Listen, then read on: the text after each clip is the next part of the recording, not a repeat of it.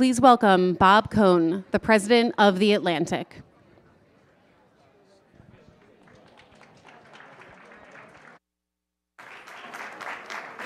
Good morning, everyone.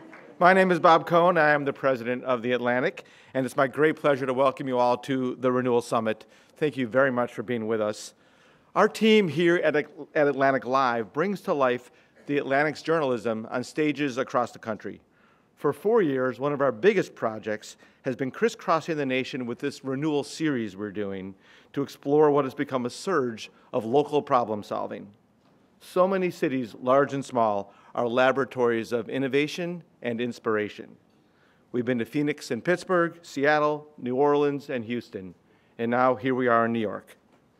Since its founding, this city has attracted people in search of opportunity, people who want to leave a mark in business, in public service, in nonprofits, and the arts, people who want to serve their communities and make this city a better place for all. And for anyone who's ever called New York home, you know this is a city that not only never sleeps, but never even rests. So today, as new developments continue to rise along the skyline and new ideas and organizations take shape, every New York neighborhood is in a state of change. And this morning, we're going to explore those changes. We'll hear from Mayor Bill de Blasio on his quest for more equitable urban renewal. We'll hear from the president of the Apollo Theater, an institution that continues to lead the revitalization of the Harlem community. And we'll meet a young woman with a powerful voice.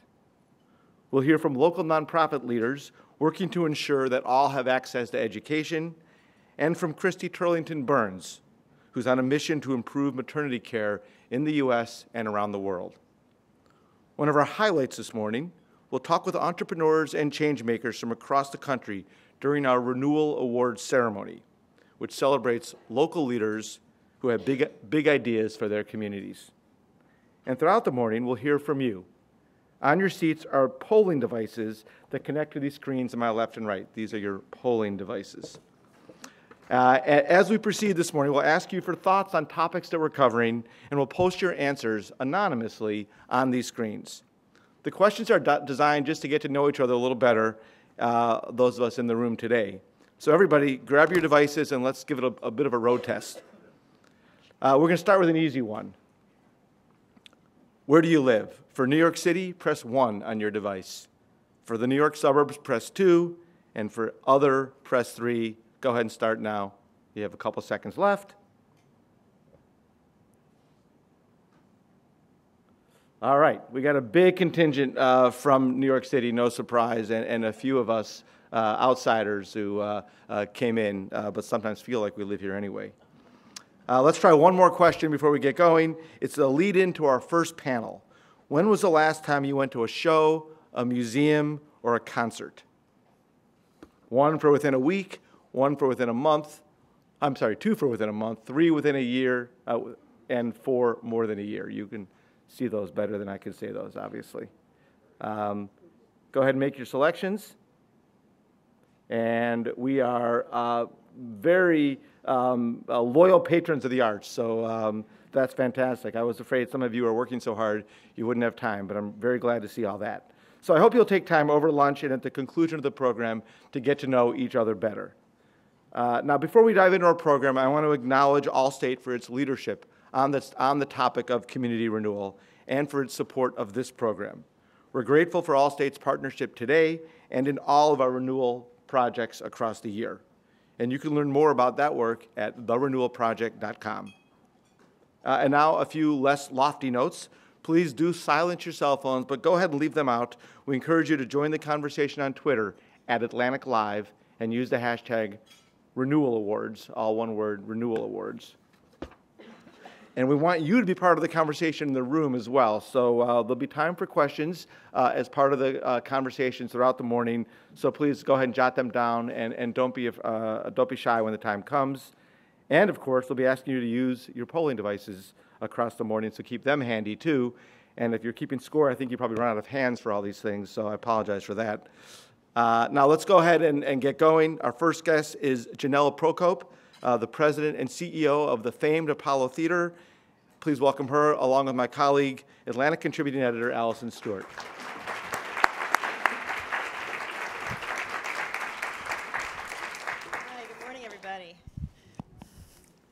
mics working? Are they? Are they? I think they are. Okay. I can, yeah. There we go. Okay. So as I was doing research for this, Janelle, I typed into Google Apollo and history.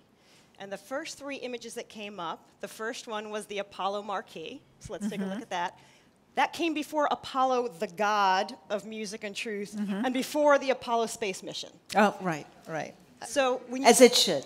I was going to ask, so as you think about this, what does this say about the importance of the Apollo that it was the first image that popped up? Well, the Apollo opened its doors in 1934, so this is our 85th year. And I would say that it really, for 85 years, and certainly when the first, I'd say, 20 years, set the tone for entertainment. It really launched the careers of pretty much anyone in the music business or theater or comedy. These are people of color, and that was primarily because that it was segregated and they couldn't work anyplace. And one noteworthy thing to talk about here is that the Apollo was one of the first theaters that allowed people of color on the stage, but also people in the audience. So we're really proud of it. But it has quite a legacy because of all of the people who were, on our stage and whose careers were launched. We think about the Apollo. I'm glad you brought up the history of it, because I think for anybody in this room, it's always been there. Right. And you can almost take something for granted that's like that. Why shouldn't we take the Apollo for granted? I mean, I think I kind of know because of the kind of talent it's produced, but in terms of its impact culturally, an impact for African American communities, specifically Harlem. Well, it definitely was a beacon for the Harlem community, and it was a place of opportunity. It was a place that did encourage people to come in and hone their craft and gave people a start, a launching pad, if you will. But also, it was a place where performers felt at home, and they felt that they could come and commune with their colleagues. They could talk about, issues of the times, things that really impacted the Uptown community, and that's what we continue to do today. We have what we call the Uptown Hall, which is a series of conversations about topical issues, and that really is an extension of what the Apollo meant back in the 30s, in the 40s, in the 50s, and certainly during the Civil Rights Movement in the 60s. It held a number of fundraisers during the Civil Rights Movement, and it was a gathering place. I think that's an important point, a gathering place for people to come when they felt like they needed to talk about things that were on their minds and that affected the Uptown community. I was glad you brought this up. I was going to bring it up later. There's this great book, I don't know if anyone has read it, Palaces for the People. And it talks about social infrastructure and how important that is, as well as hard infrastructure. And there were 2 lines in it that made me think about the Apollo. And one is, robust social infrastructure doesn't just protect our democracy, it contributes to economic growth. The writer goes on to say, it's building social infrastructure, it's just as urgent as repairing our levees, our airports, and our bridges. When you think about the social infrastructure of the Apollo, what do you think it has contributed to the community, not aside from the artists, but to the community of Harlem and to New York City? Well, I mean, it's sort of what I was saying earlier. It's a place that people can talk about the things that are affecting the community. What are some of the things right now that people are talking about in these town hall meetings? Well, the town hall meetings are really focused on issues. So, for example, the elections. We might have a panel discussion on the issues that are being focused on for a particular election. We may have a viewing party, if you will, of a debate, and then there will be conversations about that. We do something every January for Martin Luther King's birthday we collaborate with WNYC, and we... My other job. Yeah, your other job, which is why I mentioned it. And we talk about the theme for this one was 50 years after the movement. And so I think that it is a place where we are kind of bringing to the forefront issues of concern, and people know that they can come to the Apollo and deal with these things. Has anybody here been to the Apollo? Oh, yay, good. See, but I see some hands here. Yeah, for folks who haven't, let's take a look. We've got a little bit of video of the inside. It's just gorgeous. When was it the restoration done? Well, actually, it's a phased renovation. We started renovating it in the early 2000s. We put new seats in, we put a new stage in, but actually we are in the quiet phase of a capital campaign to raise money to complete the renovation. And one of the exciting things about what's going on for us in the future is that we are getting ready to expand. The first time that the Apollo's ever physically expanded in its 85 years. There is a mixed-use development 2 doors to the east of the theater, the Victoria Theater, and there are cultural spaces there. And we've been designated as the operator-manager of these spaces. There's a 99-seat theater and a 199-seat theater, which means that we can be a performing arts center. And this is very important, again, when we talk about community and the impact of the theater.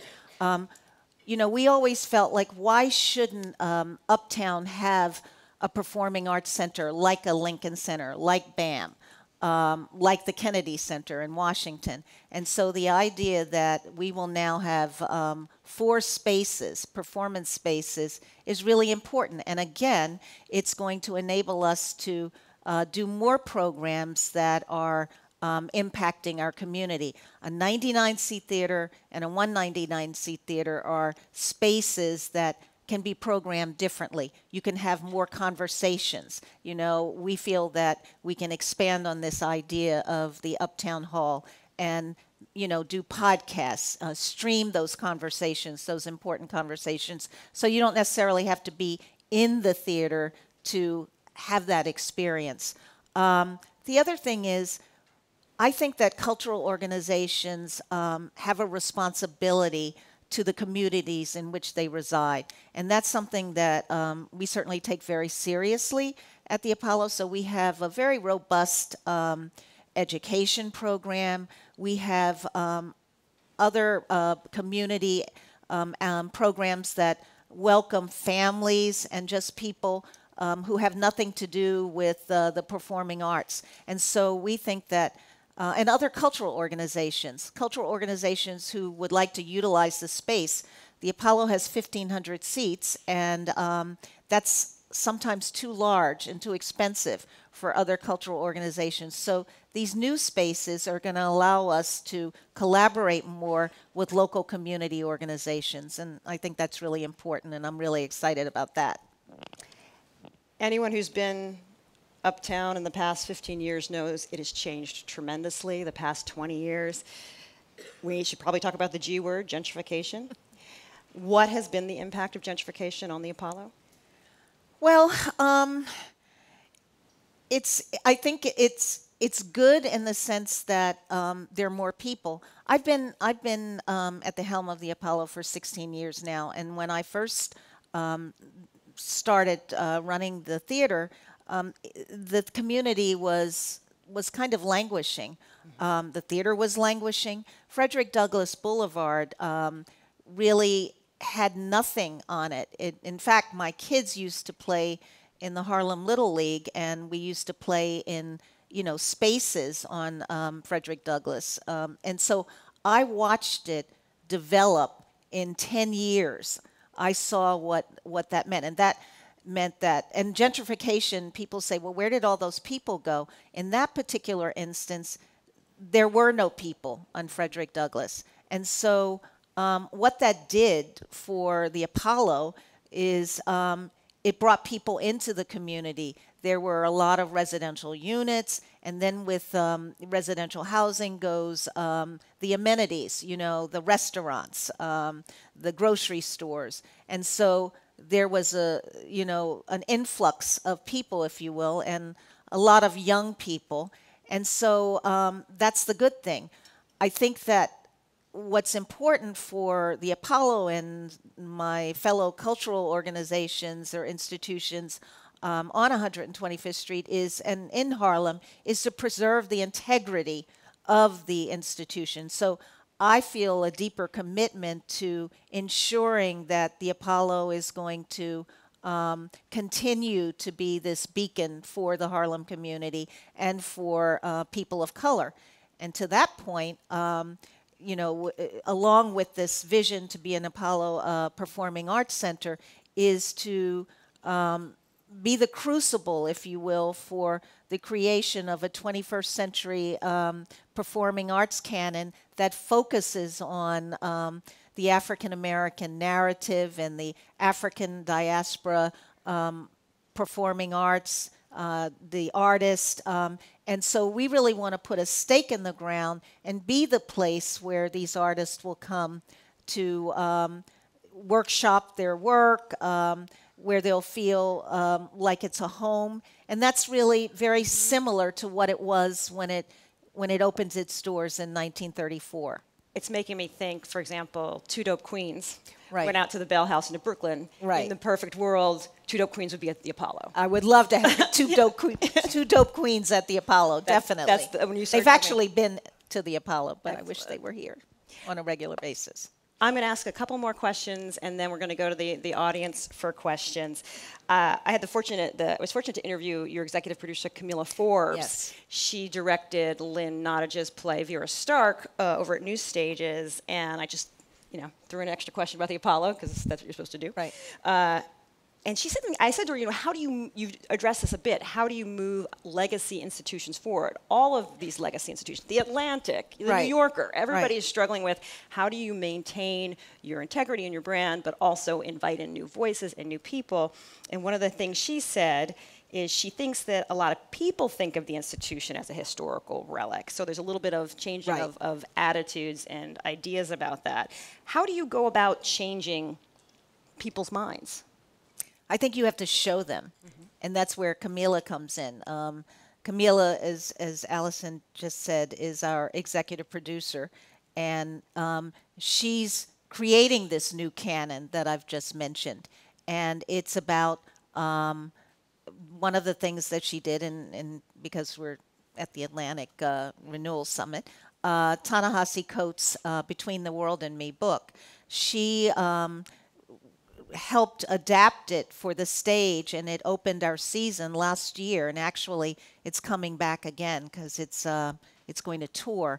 But it was adapted to the stage with an original soundtrack or music by Jason Moran, and then there were actors who read excerpts of this book on stage, and it was really very compelling. I'm not doing it justice because it was very moving and amazing.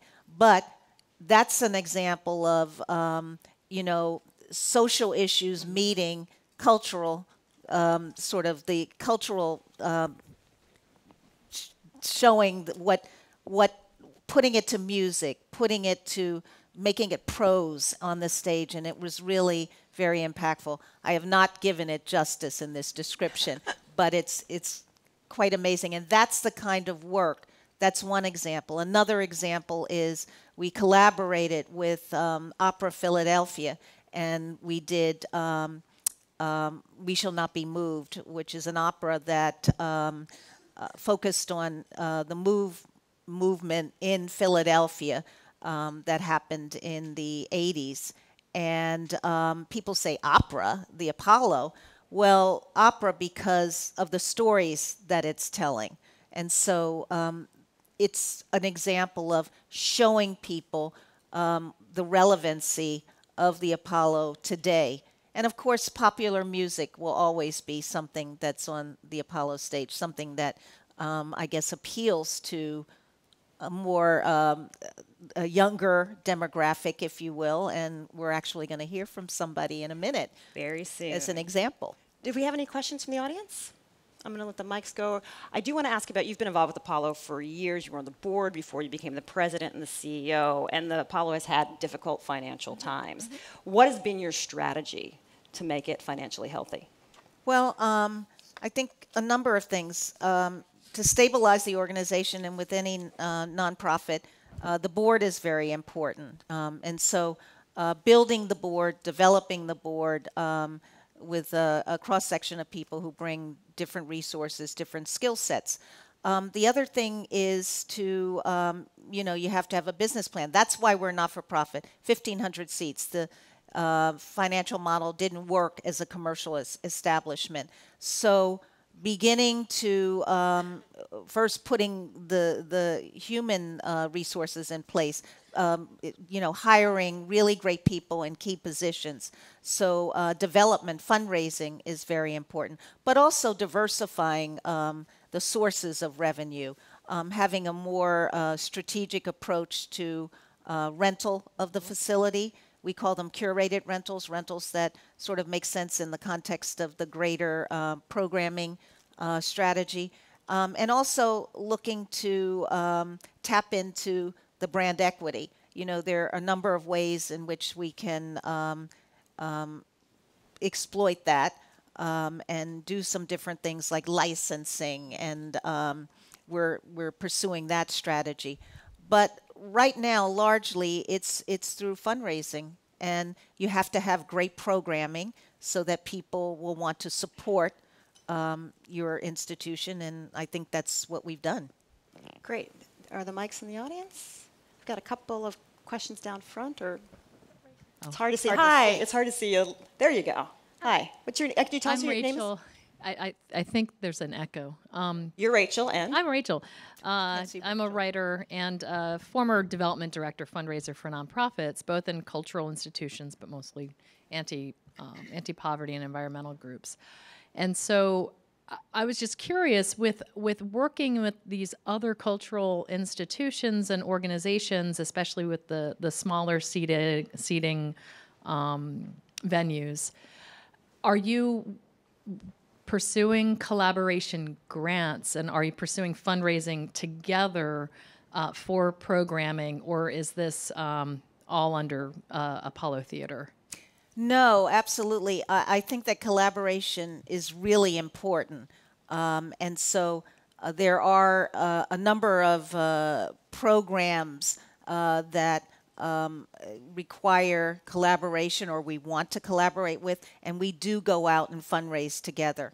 And there's certain instances where we've kind of been the lead fundraiser because it's been able to help the smaller cultural organizations tap into resources that they probably wouldn't have been able to, but for having us as a part of the team. Got a question down front? So my name is Vidal Guzman. I actually live in Harlem. My question to you is, gentrification didn't just happen. It happened because some of our people that's black and brown didn't know financial literacy. So my question to you, as you thinking about programming, knowing that Apollo is actually the heart of Harlem, are you going to try to teach entrepreneurship to the younger generation that's black and brown in certain neighborhoods? Financial literacy. Yeah, well, sort of our contribution to entrepreneurship is through our education program. We have an internship program, and we have a young professional sort of internship program. And our program focuses on careers behind the scenes, not on the stage. So, working and understanding, if you're interested in the technical side of things, or, being, if you're interested in marketing, if you're interested in development, fundraising. And so these students come and they actually work in these different areas. The other thing that we do we have something called the Young Producers Club, and these are students who have gone through our internship program, and they come back and they actually produce shows. They may produce our amateur night. They may work on other shows. And so one of the things that we're working to do to build that program out and scale it is to figure out, we want to focus more on sort of the digital landscape and careers in, sort of the creative and entertainment spaces. And so that will require us we have a grant to come up with a pilot for that now. And one of the things that we'll need to do is establish partnerships with different companies so that we can actually place some of these young people. So that's our contribution to entrepreneurship in that space. And we have time for one more question. Golden. I understand it's legendary that Ella Fitzgerald, Talent Night, was not voted in twice. She had to go for a third audition before she was voted in at the Apollo Theater. Is that correct? Well, Legends of the Apollo. Yeah, right. That's funny. I have not heard the story about her trying to be able to compete on amateur night, but the story that we know is that she was supposed to come onto the stage and dance, and she was standing out in the wings, and she was watching some dancers who preceded her, and she got very nervous and said, "I'm not going on. I can't do this. I can't follow these amazing dancers."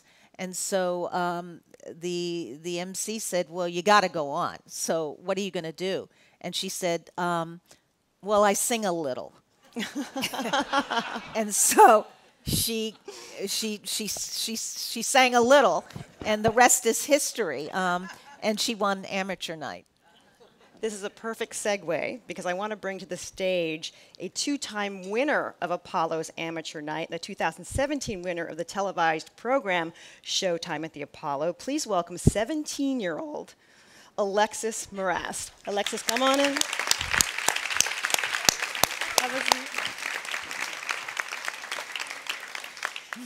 So, Alexis, you're a Jersey girl, youngest of 6. Absolutely. When did you start singing? Well, I started singing. First of all, hello, everyone. Hopefully you guys are doing well today. But I started singing when I was 3 years old. My mom and my dad, who are in the audience, were based in gospel, both sides of my family, actually. But I've always been very interested in all genres of music. And my supportive parents have given me space to, really venture out and do whatever I've wanted to do as far as music. But I started really singing jazz when I was 12 years old. I was in a jazz band at the local school that I was going to. And now here I am. It's been a wonderful experience, honestly. As you guys were talking about Ella Fitzgerald, and she had her start on the famous Apollo stage. That's where I had my start at the age of 14. And I've really been blessed to just perform and travel. It's been a wonderful experience for me. What is it like to be on an amateur night? What does that feel like? Knowing the audience too, right? It feels like nervousness. It feels like an achievement, knowing that there were a long line of greats who came before you. And then seeing yourself have the opportunity to say, I'm going to make my mark on this stage. It is just a wonderful feeling to really get out there and have the audience love you. I mean, the good thing was they had a rule, no booing kids. It could have went either way. But it's a beautiful, beautiful thing. My parents have taught me how to, get down to business. Nerves, we don't really accept nerves, They've really just trained me in the best way possible. So being on the Apollo stage, yes, it does come with nervousness, but it's really just a wonderful achievement and experience. Well, I'm going to ask, oh, you're there. This is James Austin Jr., who's your musical director and uncle. Yes. Uncle should go first. Yes. I do want to say thank you to Janelle Proscope. Thank you so much for being with us. And Thank you. You're in for a treat. Alexis Morast.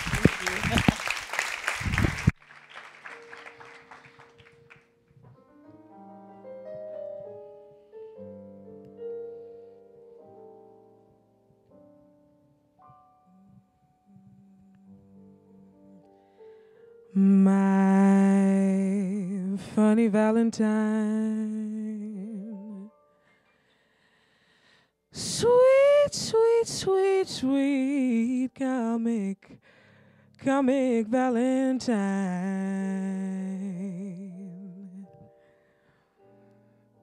You make me smile with my heart,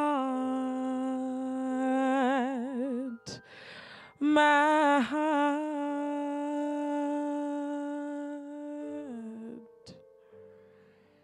Your looks, they are laughable, so unphotographable. Yet you're my favorite work of art.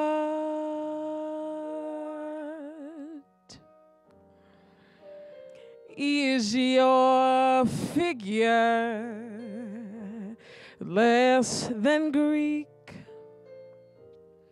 Is your mouth a little weak when you open it to speak? Tell me, are you smart?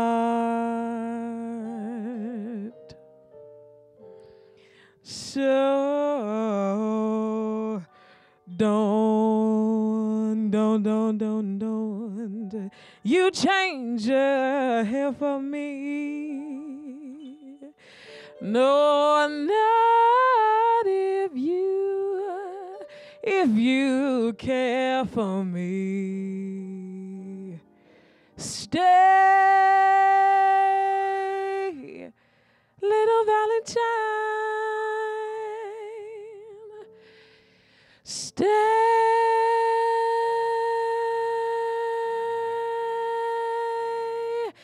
because each day is Valentine's Day.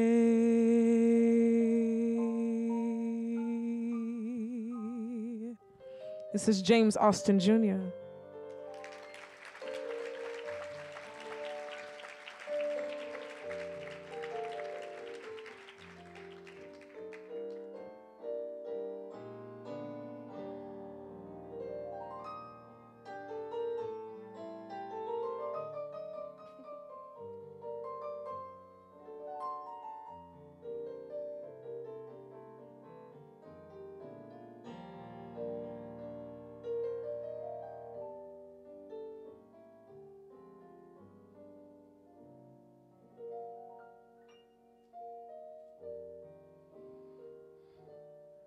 Is your figure less than Greek? Is your mouth a little weak when you open it to speak? Tell me, are you smart?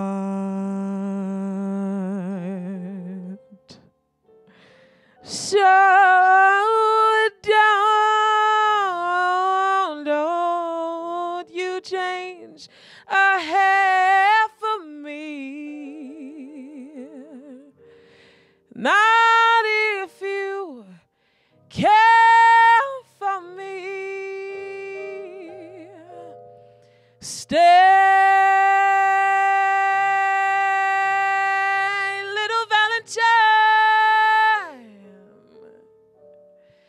stay,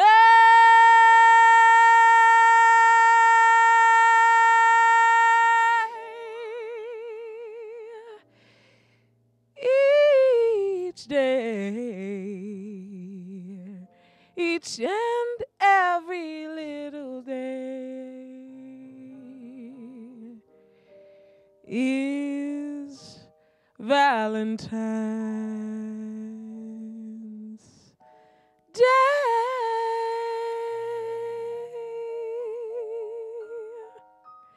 Thank you very much.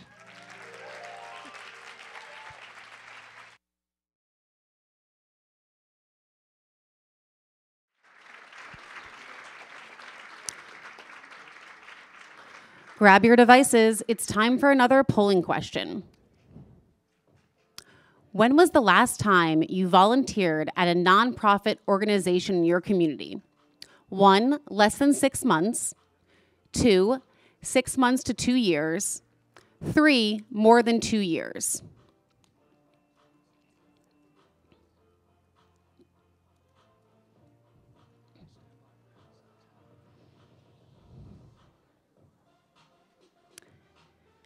And here's what you said.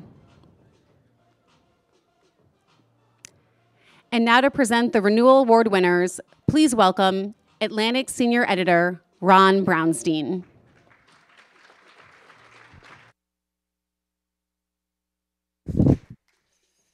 Good morning, everybody. I think for starters, I need to have some words with whoever on our staff thought it would be a good idea for me to have to come up directly after that. One more round of applause for Alexis and James.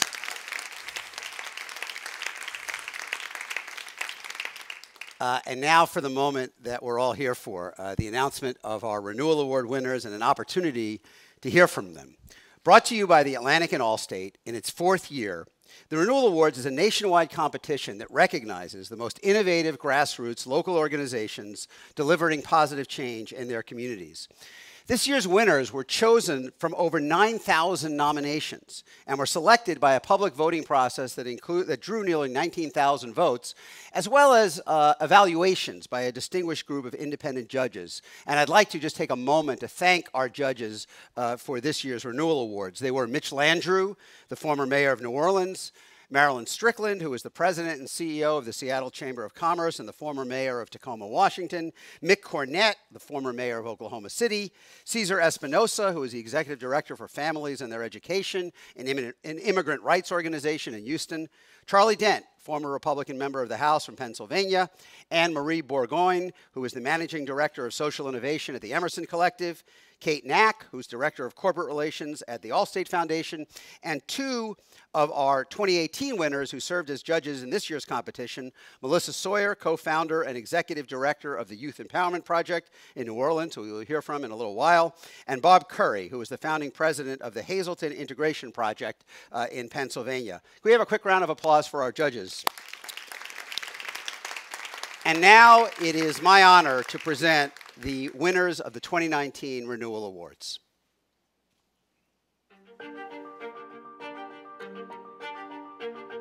They tried to tell us that our voices didn't matter, that we didn't belong. But thanks to Adelante Mujeres and people like you, we are rising up. We start with early childhood education programs, youth services to make sure that young Latina girls are successful in school. And then we're also providing education services to adults. Whatever you do, you'll see an effect in your life. And that's what we see today. We see Compton being turned around by average, ordinary, everyday people like you and I.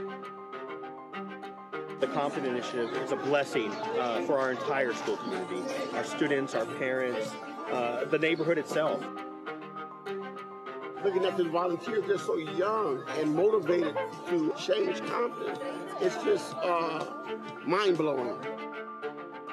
Welcoming the Stranger offers free classes in English, citizenship preparation, and computer skills to adult immigrants and refugees from 100 different countries. When I found Welcoming the Stranger and joined to the class, I feel that the environment changed and I was like the person I used to be. I got a chance to see both sides of the spectrum, like what it was like to be unstable, to be living in poverty, and to be afraid that I'm a single mom with no income or low income. For young moms who are experiencing homelessness or really challenging circumstances, I want them to know that there's a place like New Moms that exists to support them. now where I feel like I can be a motivation to the moms that come through the program so they can look at me and say, we're the same age, it's possible. It can happen overnight if you stay dedicated. Part of our mission is to create safe, creative outdoor spaces for youth and their families here in the community. I've learned a lot since I've been here. Farming, healthy food, other cultures, and being able to be myself. We've done our best to create safe spaces and positive impacts in the lives of our youth and their families. But we're not done yet.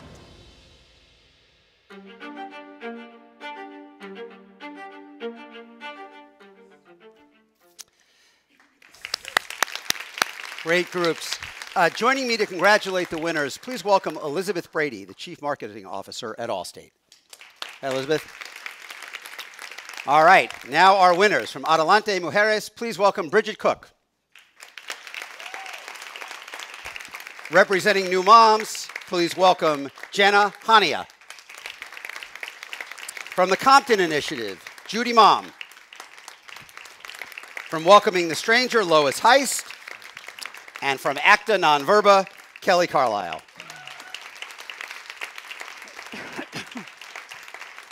All right. The best part about being the moderator is you know where to sit. It's just the one place that's left. Just don't sit on anybody's lap is the first instruction. So the video gave a little hint of this, but all of your organizations are doing more now than when you started. In some cases, significantly more than when you started. And I'm interested if you could explain a little about the process of that growth and how your organizations have evolved in response to the needs of the people you're working with. Bridget, and we want to start with you. Sure. Well, it's great to be here with all of you. So really appreciate your presence today. So Adelante Mujeres means women rise up in Spanish. And we are working to build a more just society by creating Latina leaders. And we started with 2 programs in 2002, serving about 100 people a year, and we're now serving over 8,000 people a year with 12 programs. And the impetus for all of these programs really has come from the community. I think as awardees up here, we all know that we need to pay attention to the zeitgeist, to the spirit of the moment, and that really means listening to both the needs and the aspirations of our communities. So briefly, I'll just tell a quick little story, if I may, that kind of capsulizes a lot of the work that we do. So I'll tell you a story about Gabriela, an immigrant woman from Chiapas, Mexico, and south of Mexico, and grew up in a poor family and saw the family's livelihood being devastated by NAFTA. She married relatively early and had 2 children, but the relationship was abusive, so she moved back home, felt she was a burden to her family, so made the journey to come to the United States. And to get across the border, she risked herself, her own life, and the lives of her children. She handed her children over to strangers, begging them to please care for what was most precious to her in her life.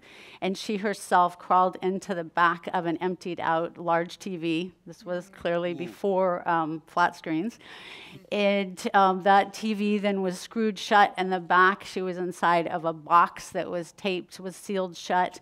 There were other immigrants in a similar situation of her, as well as real TVs. And they spent a number of hours getting across the border in Sonora, Mexico border. So that kind of risk, I think, really speaks to what pushes people or what people are willing to take on to seek a better life for themselves and their families. When she came to Oregon, she discovered Adelante Mujeres and became involved in our adult education program and was able to enroll her children in our early childhood education program, so they were able to be learning together. But during that process, she told me that, realmente, Bridget, yo quiero trabajar por mí misma, that I really want to work for myself. So then we were able to involve her in a small business program that we started, And she developed that confidence to start her own cleaning business. By having her own business, she was able to avoid using toxic chemicals and work a schedule that really fit with her family's needs. As her children grew, she enrolled her 2 daughters in our Chicas Youth Development Program, where we serve over 600 girls in 24 different schools, preparing those girls to be successful in college. Graduate from high school, we have a 100% graduation record from high school and a 95% college enrollment, which we're very, very proud of because that's unique for the Latino community. During her period when she was with Chicas, she volunteered at our farmers market. Her father also took our small business course and started his own business. So you can see that this trajectory of families that come to the U.S. have such determination. They've lived through so much, and what they really just need is those opportunities to see their dreams fulfilled. And so we listen carefully to them, and then we develop the programming that really responds to their needs. Jenna, thank you. Jenna, I mean, New Moms started, but 35 years ago, a single individual operating from the trunk of her car. Right. And you have obviously enormously diversified and expanded. And talk a little bit about that trajectory. That's right. So our founder, Ellen, she saw adolescent moms who were homeless in her community. And she just couldn't let that go. So she put diapers, formula, wipes in the trunk of her car. And when she would encounter a young mom on the streets, she would stop and supply them with these basic needs, but begin those relationships that helped her understand what the root issues were, what poverty was doing to these young families, and how 2 generations of youth needed that support so that their futures could be different than what poverty was dictating it was right now. So Ellen, you know, her passion, but really a community that surrounded her drive. She would say, even today, this was not hers, but it was a calling to share with the community to address this issue.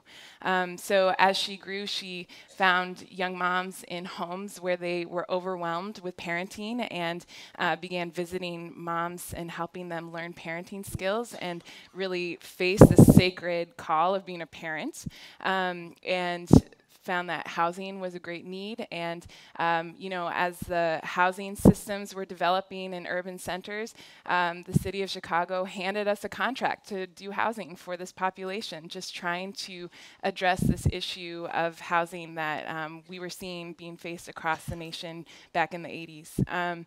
So New Moms has, in some ways, evolved as different systems and structures have evolved in our cities, but also with this clear focus on our mission of surrounding young moms and their families with all they need to transform their lives.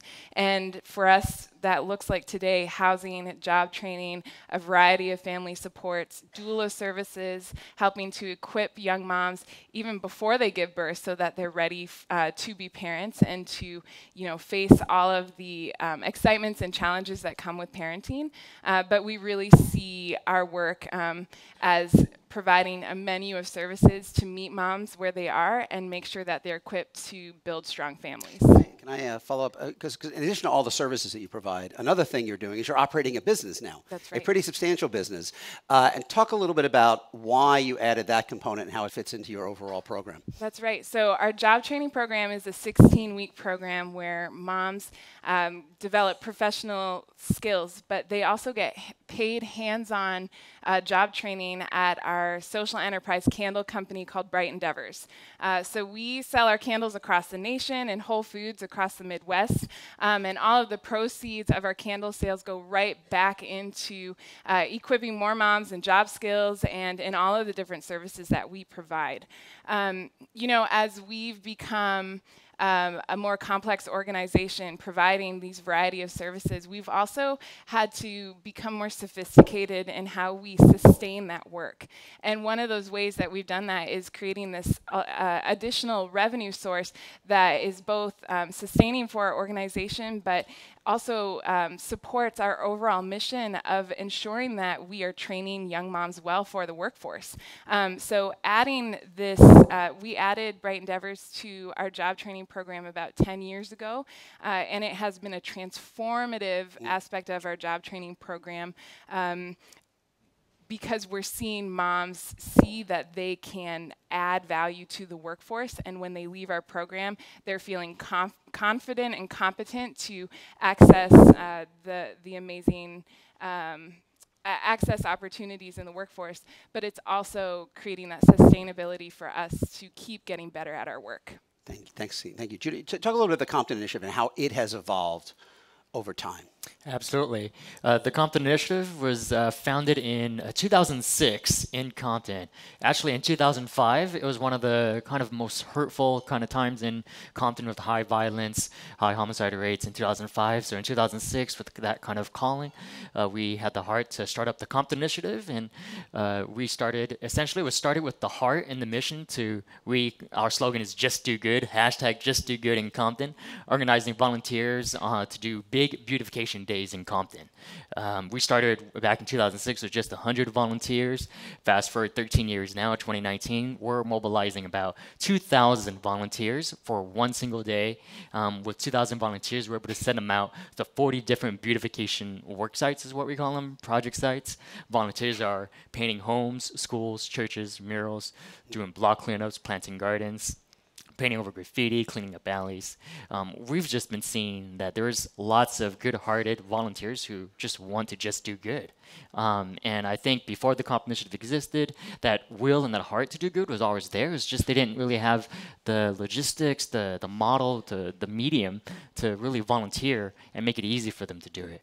So one distinctive aspect of your model is like, all at once, kind of a mega bomb of activity, 4 times a year. 4 times a year. Why that approach as opposed to, kind of just spacing it out every weekend all year? What's the theory behind bringing larger numbers together fewer times? Unification.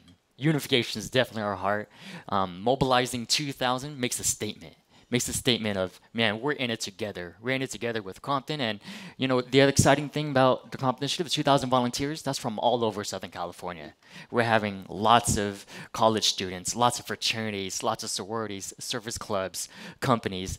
They're just all excited to come join in together to help support awesome nonprofits, awesome neighborhood leaders, awesome faith-based leaders, school-based leaders. Anybody that's willing to do good in Compton, we're able to help facilitate and empower. I'm going to come back to that connection in a minute. But Lois, Welcoming the Stranger started with one person teaching a class, I believe, to 8 people, one minister. Yes. And now it's obviously much bigger. Talk a little bit about the trajectory of your group.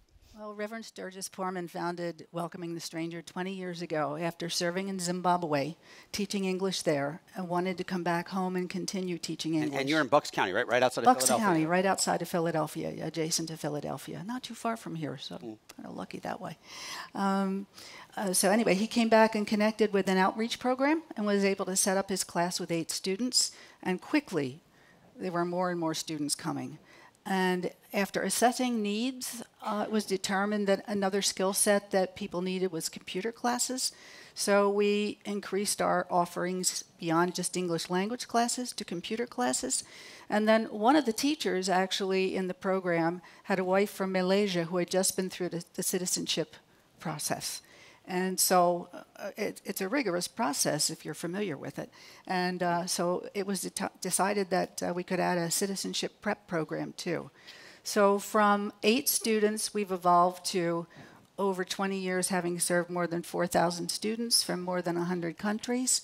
And we run 10 to 15 sites with about 300 students per session. And so it's taken on a life of its own. Our classes are typically in houses of worship or in public community centers, that sort of thing, because we have to find spaces that we don't need to rent. And, we have teams of teachers. We usually have a lead teacher and then other teachers on the team, so it kind of cycles through. And I know one of the questions that we get is, what kind of curriculum do you use? We really don't have a curriculum. We really are responsive to our student needs, depending on the class. And our students are very forthright. And one of my students said, I need to make small talk. When I go to the bus stop, all the other moms are there and they're talking, and I don't know how to initiate a conversation. So we try to be practical. We try to be helpful. Another person said, my husband's boss has lost a family member, and he's going to the funeral. They needed to be walked through. You know, what does it mean to go to a funeral in the United States, and what are the expectations, and what shouldn't you say, and what shouldn't you do? So we role played that. Things that are really practical, I think, is what we focus on. And I think, in summary, the biggest thing, really, well beyond teaching language and computers and citizenship prep classes, is the sense of community that we build. Because suddenly people are in a place where maybe, you know, this person's from Sri Lanka and this person's from Belarus, but the experiences that they're having are very common.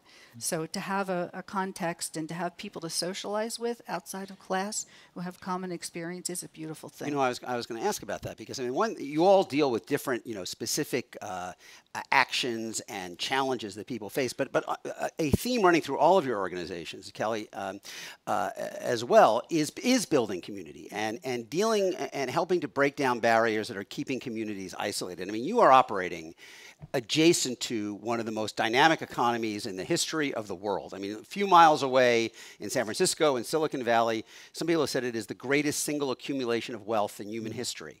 And yet you are 10 miles away, 15 miles away, and for many of the kids you're working with, that might as well be happening on Mars. Yeah. Absolutely. So instead of focusing on, you know, kind of what the community lacks, what Silicon Valley has that East Oakland doesn't have, we focus on what we as individuals and as a community can build together.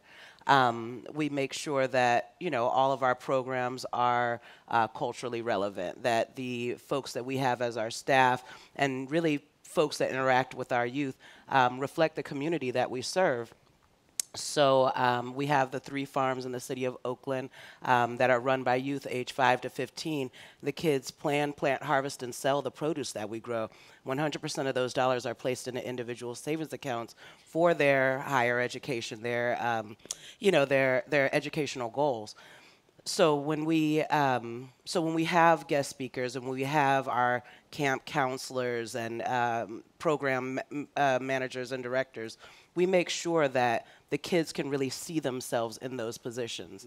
As my colleague Aya said last night, you know, the pie in the sky, the ideal is not necessarily that we're building more farmers. What we're hoping for is that we're building, again, bridges, you know, within the community, that we're building a stronger community, and that, you know, as our kids grow up, they can see themselves out in the world doing both non-traditional and traditional jobs that they don't typically see themselves in. So I was going to ask you, you know, out of all the needs in the community, and you lived as a young child in Oakland for a time and have come back after living in many other places. What made you focus on agriculture as kind of a window or a leverage point to deal with some of the larger challenges facing the community? Sure. So I'd say that that's a 2-part question.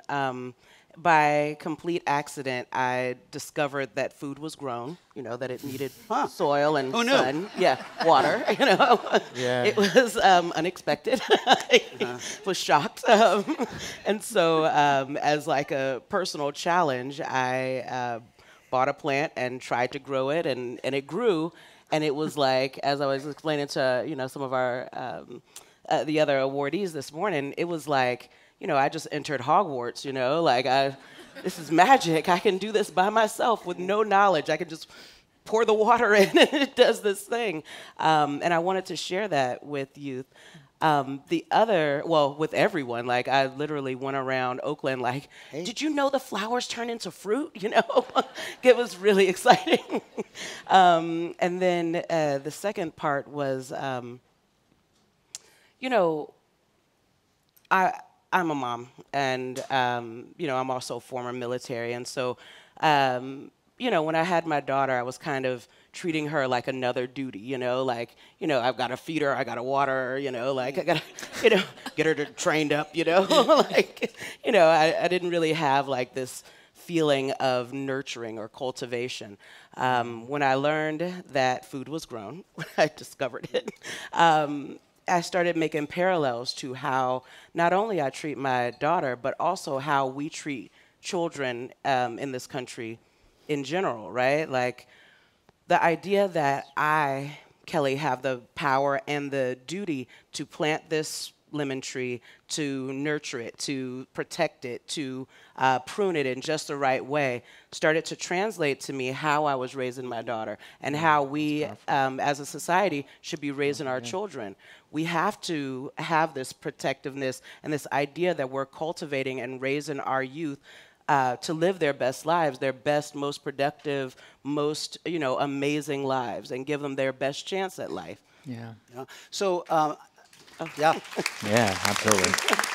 I'm going to bring in the audience for a couple of questions in a minute, but I just want to ask you, all of you are working with populations that have been either economically marginalized or politically targeted in a very polarized period in American history. And Lois, your colleague Meg, who, when we spoke the other day, was talking about that many of the immigrant families that you work with have felt less welcome in the last few years than they did when they first arrived. On the other hand, as you mentioned, you have more volunteers lined up than you can.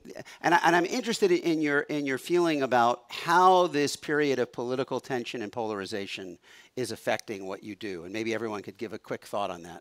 Yeah, clearly our students do report back that they hear comments like, you need to learn to speak English first, or you need to go back where you came from, which we didn't used to hear. So we're hearing that now. I mean, I certainly think that there is that theme that we're dealing with in our culture, but the counter theme is that we have a richness of volunteers. We can hardly find enough places to put the volunteers that call and say, I want to help. What can I do to help? And I think that's really, really a refreshing thing that we look at as and they're looking to help specifically in response to. Correct. Yeah. Yes. Mm-hmm. Bridget, what about in semi-rural Oregon? Right. Yeah, I don't think we can't overestimate the challenges that the immigrant community and communities of color are facing these days. And I could say similarly for women, I think we all thought, or some people thought before 2015, 2016, that we were in a post-feminist world. And that's become very clear, likewise, that we're not. And so for women immigrants, the burden is double. But it's been really important to create a true space of liberation for the women and their families who come to our program, so that they know that they're welcome, they know they're cared for, they know we want them there, they know that all of our staff, our staff is 87% immigrant themselves, and so there's a clear sense that we're with you in this process. And then people want to be part of a movement that is really responding to the issues of the time. And so I think seeing how important it is that we continue to empower our young girls and that we really do put out the welcome mat for immigrants is resonated a lot with our funders as well as with the government entities that we work with. Let's see if we can get one question in from the audience. We have a question over here, I think. I'm impressed by how much volunteerism is important to each of your organizations. Absolutely. Can you tell us in a percentage, what percentage of your programs are run by volunteers versus paid staff? I'll start. Yeah. Because we're really probably the smallest of all these groups up here. We have one executive director, one part-time administrative assistant, a couple of teachers that have some hourly compensation, but by and large, all of our classes are run completely by volunteers. All of our program is. Same here in Compton. With the Compton Initiative, I'm the only full-time person. We have 2 part-time operations assistants, and everybody else that serve as a volunteer site leader for my 40 beautification sites, they're all volunteers. And I have full-time, retired, good-hearted volunteers that manage our warehouse, where we supply just like our own personal storehouse of numerous supplies to do all of our painting projects. And we have a full-time volunteer paint mixer as well that we're really grateful for. These, yeah. Jenna, did you want to? Oh, sure. Yeah, so none of our programs are run by volunteers, but we could not do our programming as well as we do without the support of volunteers, whether that's helping to provide emergency services supplies like diapers and formulas. All of that comes to us because volunteers take on being ambassadors of our mission and calling our community forth to support moms and people in the community who are running out of those basic supplies for their kids. The skills of volunteers support us in our job training program, in interviewing, developing interviewing skills and things like that. Everything we do is reinforced by the volunteer workforce. And we definitely could not be excellent in our work without that support. I think we have to leave it there. Would you join me again in thanking our terrific 2019 Renewal Award winners? Thank you. Thank you.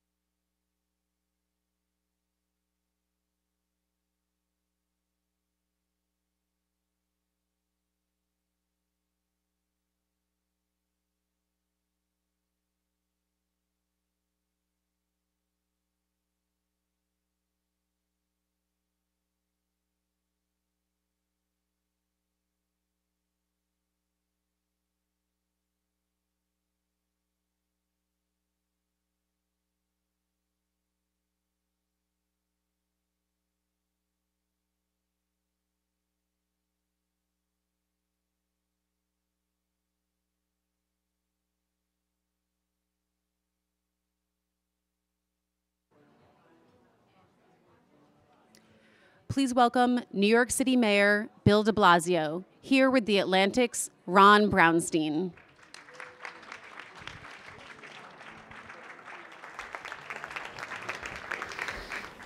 Mr. Mayor, thank you for joining us. Great to see you, Good Ron. morning. So I'm interested. This is a an event in which we are honoring nonprofits, grassroots nonprofits from around the country. Where have you found it most effective to work with nonprofits in New York, and what are the biggest challenges to doing so? We have an extraordinary nonprofit sector here, so it's very natural for our city government to work with the nonprofit sector very productively. Great example is our pre-K initiative. We decided #1 priority coming in the door, pre-K for all our kids. Massive undertaking. We started, the day I started as mayor, there were 20,000 kids in full-day pre-K. Today, there are 70,000 kids in full-day pre-K. That is more kids in pre-K in New York City than there are kids in the entire public school system of San Francisco. Wow. So that had to be done in the course of less than 2 years, going from 20,000 to 70,000. The only way we could do it was with tremendous coordination with nonprofits and communities all over the city that were providing things like childcare or early child education programs. We helped them to expand intensely. We had resources, we had a vision. They had space, they had folks ready to collaborate with us in neighborhoods and bring in neighborhood people. It worked beautifully. The challenge for everyone is, of course, resources, because we're in an environment where federal government is by and large non-participant in addressing the big issues of the day. And certainly early childhood education is a great example of that. There's no federal policy to truly assist early childhood education in this country. We had to do it ourselves. But we found a tremendous ability to partner. So everyone would say to you in the nonprofit sector they wish there were more resources from government. But what's been great about the nonprofit sector is the speed, the flexibility, the agility, the willingness to take on the mission with us. So I grew up in Queens. All right. Graduated You're from... okay with me? Yeah. Graduated from Benjamin Cardozo High School in the era of Ford to New York, drop dead. Yes. Bankruptcy, A-beam. I remember taking the F train with like literally newspapers blowing through the cars at night and, kind of graffiti all over the stations. At that point, the issue was reversing and managing decline. And since then, New York, like many other cities, has enjoyed an economic renaissance that I think was literally unimaginable in the mid-'70s in terms of both people and businesses wanting to live there. So you have this tailwind of greater growth than I grew up with in the New York that I grew up with, but there's still the challenge of broadening the circle of who benefits from that growth. And at this point, what are the biggest obstacles to creating a more equitable New York? Well, look, you just said something very powerful. You grew up in the era when the federal government literally turned its back on New York City, cities all across the country. Well, now the federal government is doing it maybe less dramatically, but with the same result. There's no federal plan to address income inequality. There's no federal plan to maximize opportunity. I mean, you just think across the board. Another thing you and I grew up with is the era in which the federal government led social change in so many positive ways. Today, the federal government is a bystander to be charitable. So all the things that we have tried to do to fundamentally address income inequality, for example, we've had to do essentially on our own. And this is a huge danger to this country when you think about it, a growing rift. We talk about the partisan divide. This is not the divide we should be paying as much attention to as the income inequality divide. The fact that for a generation or more, working people have been stuck. They're not moving ahead economically. This is where so much of the anger and frustration is coming from. And there's no federal initiative to address it. And so what happens is cities and states try to do what they can do. Now, I'll tell you, I came in here as mayor with a clear message. We were living a tale of two cities. It was unacceptable. It was dangerous. And I'm proud of the fact that we put big things in place to start to reverse that. It can be done locally. It must be done locally until the day comes when there's an active federal vision. But people need to understand, even on the best day, if you're in a city and a state, there's only so much you can do. Well, that's what I was going to ask you next. I mean, there have been a lot of big initiatives, the pre-K followed by the 3K, now the universal health care initiative between the state and the city, raising the minimum wage, paid family leave, now the city initiative on paid time off. And yet the data from the city itself shows that about 1 in 5 residents are poor, and about 1 in 5 more are near poor. So I guess the question is, how much of a dent can state and local policies make in those challenges, or do you need more structural changes at the national level? So I would say glass half full, really intensive, coordinated state and local efforts can make a real difference. So for example, we are guaranteeing now, over these next years, we're going to implement a plan to guarantee health care for all New Yorkers. There's about 600,000 people who are uninsured. We are going to directly reach them either through our own local public option health insurance for folks who are eligible, or we're going to just give them health care. We're going to create an NYC care card that provides people with a primary care doctor direct health care through our public hospitals, public clinics. That's important, especially for almost 300,000 undocumented folks who are our neighbors, contributing to our economy, contributing to our city, but can't get health care. This is an example of really changing people's lives. Health care, one of the greatest expenses. What you said before, paid sick days, for example, something that's going to help so many people on an ongoing basis to not lose pay, because if they're sick or their child is sick, they can actually take a day off and not lose pay. You add all these things up, the cost to families of pre-K. In this city, if you had to pay for early child education, high-quality daycare programs, et cetera, $10,000 to $15,000 per child per year. So for a lot of working families, getting pre-K for free makes a huge economic difference. You layer all these things on, of course, the $15 minimum wage, which now is finally fully in effect in New York. It is lifting a lot of people out of poverty. It is making a difference. But nothing replaces the power of federal policies. If we had federal universal health care, for example, we would immediately change the economics of the lives of millions of people in this city and beyond. If we had the Green New Deal, we would have the opportunity to employ many people at higher wages than what we're doing now while addressing global warming. So I think it's fair to say cities and states in this era of kind of the, to use a baseball analogy, the dead ball era of federal government, where very little is coming out of the federal government, cities and states should go to their logical maximum to address income inequality and create opportunity. But they can't do what the federal government can do. Sounds like you might be interested in affecting some of those federal policies, but we'll come back to that in a minute. You know, it's interesting. Last year at this event, Mitch Landrieu sat where you're sitting, and he said he was worried about the idea that cities could be expected to fulfill these needs, because he thought there's a very big difference between San Francisco and Boston and New York and Seattle, say, and Austin, and New Orleans, that they simply could not.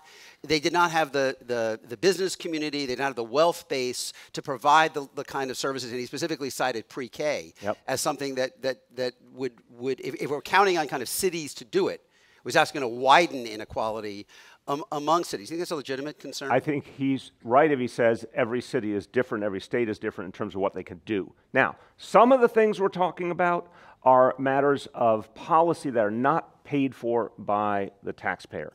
For example, requiring businesses to provide 5 paid sick days a year. That, to me, is good policy. It's pro-health, pro-family. It is pro-employees being part of their workplace longer, more productive, you know, less absenteeism because people are actually taking care of themselves. I think that's good policy. The law that we're going to pass this year, guaranteeing 2 weeks paid time off for every New Yorker. This is a standard, by the way. You go out to the entire industrialized world, every nation but the United States of America guarantees at least 2 weeks off, some quite a bit more. We're going to make that a local policy. Again, we are going to ask businesses to cover that need, and we believe what it'll mean is they'll have to hire folks for the time when people are on vacation. That's going to put more money into the economy. We think that's a virtuous circle. But the ones that take major public investment, pre-K is a great example, we must have a federal early childhood education policy. It is ludicrous that we know, the research shows, 0 to 5, the ages 0 to 5 are when you have the tremendous intellectual and brain development of our children. 0 to 5 is the money time, that's the impact time. When does the American educational system begin with full day education? 6. 6. This state, right in this state, you have half-day kindergarten in a number of areas in New York State. So we're not even catching the time when we could have the biggest impact. That investment is game-changing. We're kind of on a fool's errand if we put all of our money in education at the point when it has much less impact. The only way to truly reach a lot of kids and families is with a federal policy funded by the federal government. It should be, you know something, that the Department of Education, which obviously under Betsy DeVos has done a lot of things I think are backwards, something that would be really a contribution from the federal level on education is to say, we're not only going to encourage every school system in America to do early childhood education, we're going to fund it. So it's not a matter of localities scraping by and having to make horrible choices. We're going to fund it as a national priority to create a generation of actually able, capable young people. One area of education policy that does not require national action is the level of integration or segregation in a city's schools. And, you know, New York City has been assessed as one of the most segregated school systems, and symbolized by the recent reports of only 7 African-American kids being offered admission to Stuyvesant, and I think 12 to Bronx High School of Science. What will it take to break down this level of separation and isolation, not only in the elite schools, but in the system overall? So we have to put this into quick perspective, 400 years of American history. It's not, the segregation in our schools here and all around the country isn't about the education system first and foremost. It's about economic segregation, housing segregation, institutional racism, the interplay of institutional racism and income inequality, which really describes a lot of what's going on in this country. We have to go at the heart of that. But what you can do, you're right, localities at least can take productive actions to make an impact through the schools. This reality with our specialized high schools, our most prestigious high schools, some of the most prestigious in the country, it's crazy. It's crazy. And so I have proposed legislation that says let's get away from a single high-stakes test, which is deciding admission right now, and is aiding and abetting a very segregated dynamic. And let's make our decisions based on multiple measures. It's an idea we're actually borrowing from the University of Texas system that really played a great role in addressing segregation at the university level in Texas. We're borrowing that model. We want to bring it here. That's it has kind to of be the top 7%? Or correct. Top 7% in each middle school, and it's based on a composite of their grades over 3 years and their state standardized test scores. So you're really looking at the whole child and all their abilities. I think this would be a game changer. Here's an easy fact. We have 300 middle schools in New York City that send kids to those prestigious specialized high schools. We have another 300 middle schools don't send a single child. That is a fundamental mistake and a fundamental problem. This could be addressed with legislation that has to be passed in Albany, and I think we have a good chance of passing something real. But on the ground, what we see, which is really encouraging, Ron, is a lot of parents are saying, we want more diversified classrooms. We want to be part of the solution. And a number of our local school districts in the city, grassroots proposals have come up that I've embraced and our Department of Education has embraced that's really making a difference. And we're getting a lot of buy-in. These things are always contentious, but we're getting a lot of buy-in for the idea that we can really move forward to have a more integrated society. And a lot of that movement, a lot of energy needs to come from the grassroots so people really believe in its sustainability. Because I was reading a report by the Center for NYC Affairs at the New School, and Clara Hempel was quoted as saying, unlike some other cities, people of different incomes sometimes live close to one another with public housing and modest walk-up apartments abutting luxury high-rises and brownstones. All of which is to say, if as a city we want to mix students of different economic backgrounds without building some elaborate busing infrastructure, we can. We can in a lot of places, we can't everywhere, and she's hitting the nail on the head. I don't think busing is the right way to go, but I do think there are a lot of places where the geography does lend itself to really powerful efforts at diversification and integration, and we're starting to get those into high gear now. Well, part of that, obviously, as you say, is housing affordability is critical in that. And in 2018, you financed a record number of affordable housing, over 34,000 units, I think, which takes you to, what, 125 or so toward your goal of 300 over time. But homelessness is still at a very high level. And the controllers reported that there are, what, almost 600,000 households that are still paying half of their income in rent. Do you need to think about more fundamental change in terms of ensuring affordability, given the market pressures that you're facing? Yeah, we're in an extraordinary affordability crisis right now. And yeah, we have a plan to create and preserve 300,000 affordable apartments that weren't there previously, right? That weren't affordable previously. We have provided lawyers to stop illegal evictions. Evictions are down 37% by the last count. We had a rent freeze. I mean, this is something I think people should understand because we have rent regulation. Under my administration, we had 2 years where there was a rent freeze for everyone who was rent regulated. And I think this is the way of the future in this country. We need rent regulation all over this country in places that are facing this affordability crisis. But I think the point is to just keep going deeper. We have a massive affordable housing program that basically gets no support from the state and federal level compared to what we need. And we are struggling right now, obviously, to continue to revamp our public housing with much more limited federal support than we need. This gets to a central point.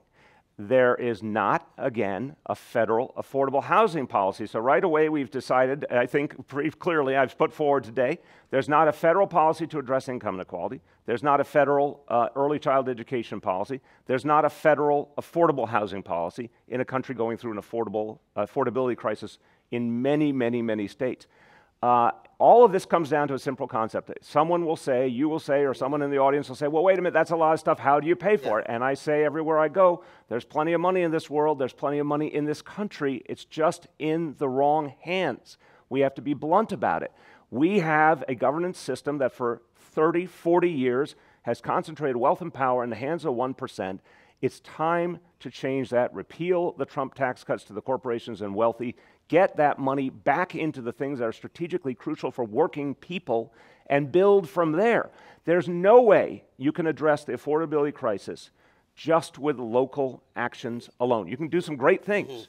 You can do some great things, and I feel like we've shown a template for real impact. We're requiring developers to build 20 to 30% affordable units in a lot of their buildings as a condition of getting a permit to build. There's lots of local policies that can have a powerful impact.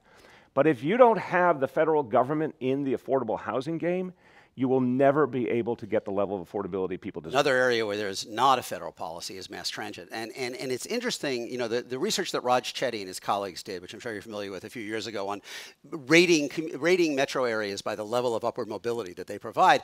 One of the factors that I think was surprising to a lot of people that they found that correlated most with greater social mobility was access to good mass transportation.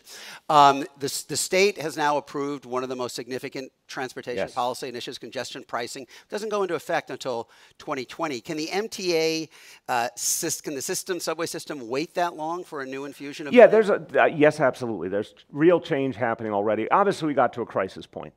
And look, if 20 years ago or 30 years ago there had been the political will and the recognition that our subway system is basically the underpinning of the entire regional economy, we could have averted this recent crisis with so many delays and breakdowns. But the good news is over the last couple of years, there has been a focused effort to fund immediate repairs. Now we're talking, you know, tens of billions of dollars that will come into play because congestion pricing passed, which I'm very excited about. I think it's an idea, its time has come, and we actually figured out a version of it that was very fair and mindful of the needs of all of our communities. And this is going to allow us to finally sustain our subway system for the long haul. It's very, very exciting, but you're right. One of the things that we recognize is it's absolutely crucial to upward mobility. One of the things we're also doing here, which I'm proud of, is the quote-unquote fair fares plan, which is going to be providing and is starting to already half-price MetroCards, half-price subway fare for low-income New Yorkers to maximize their ability to get to job interviews and education, training.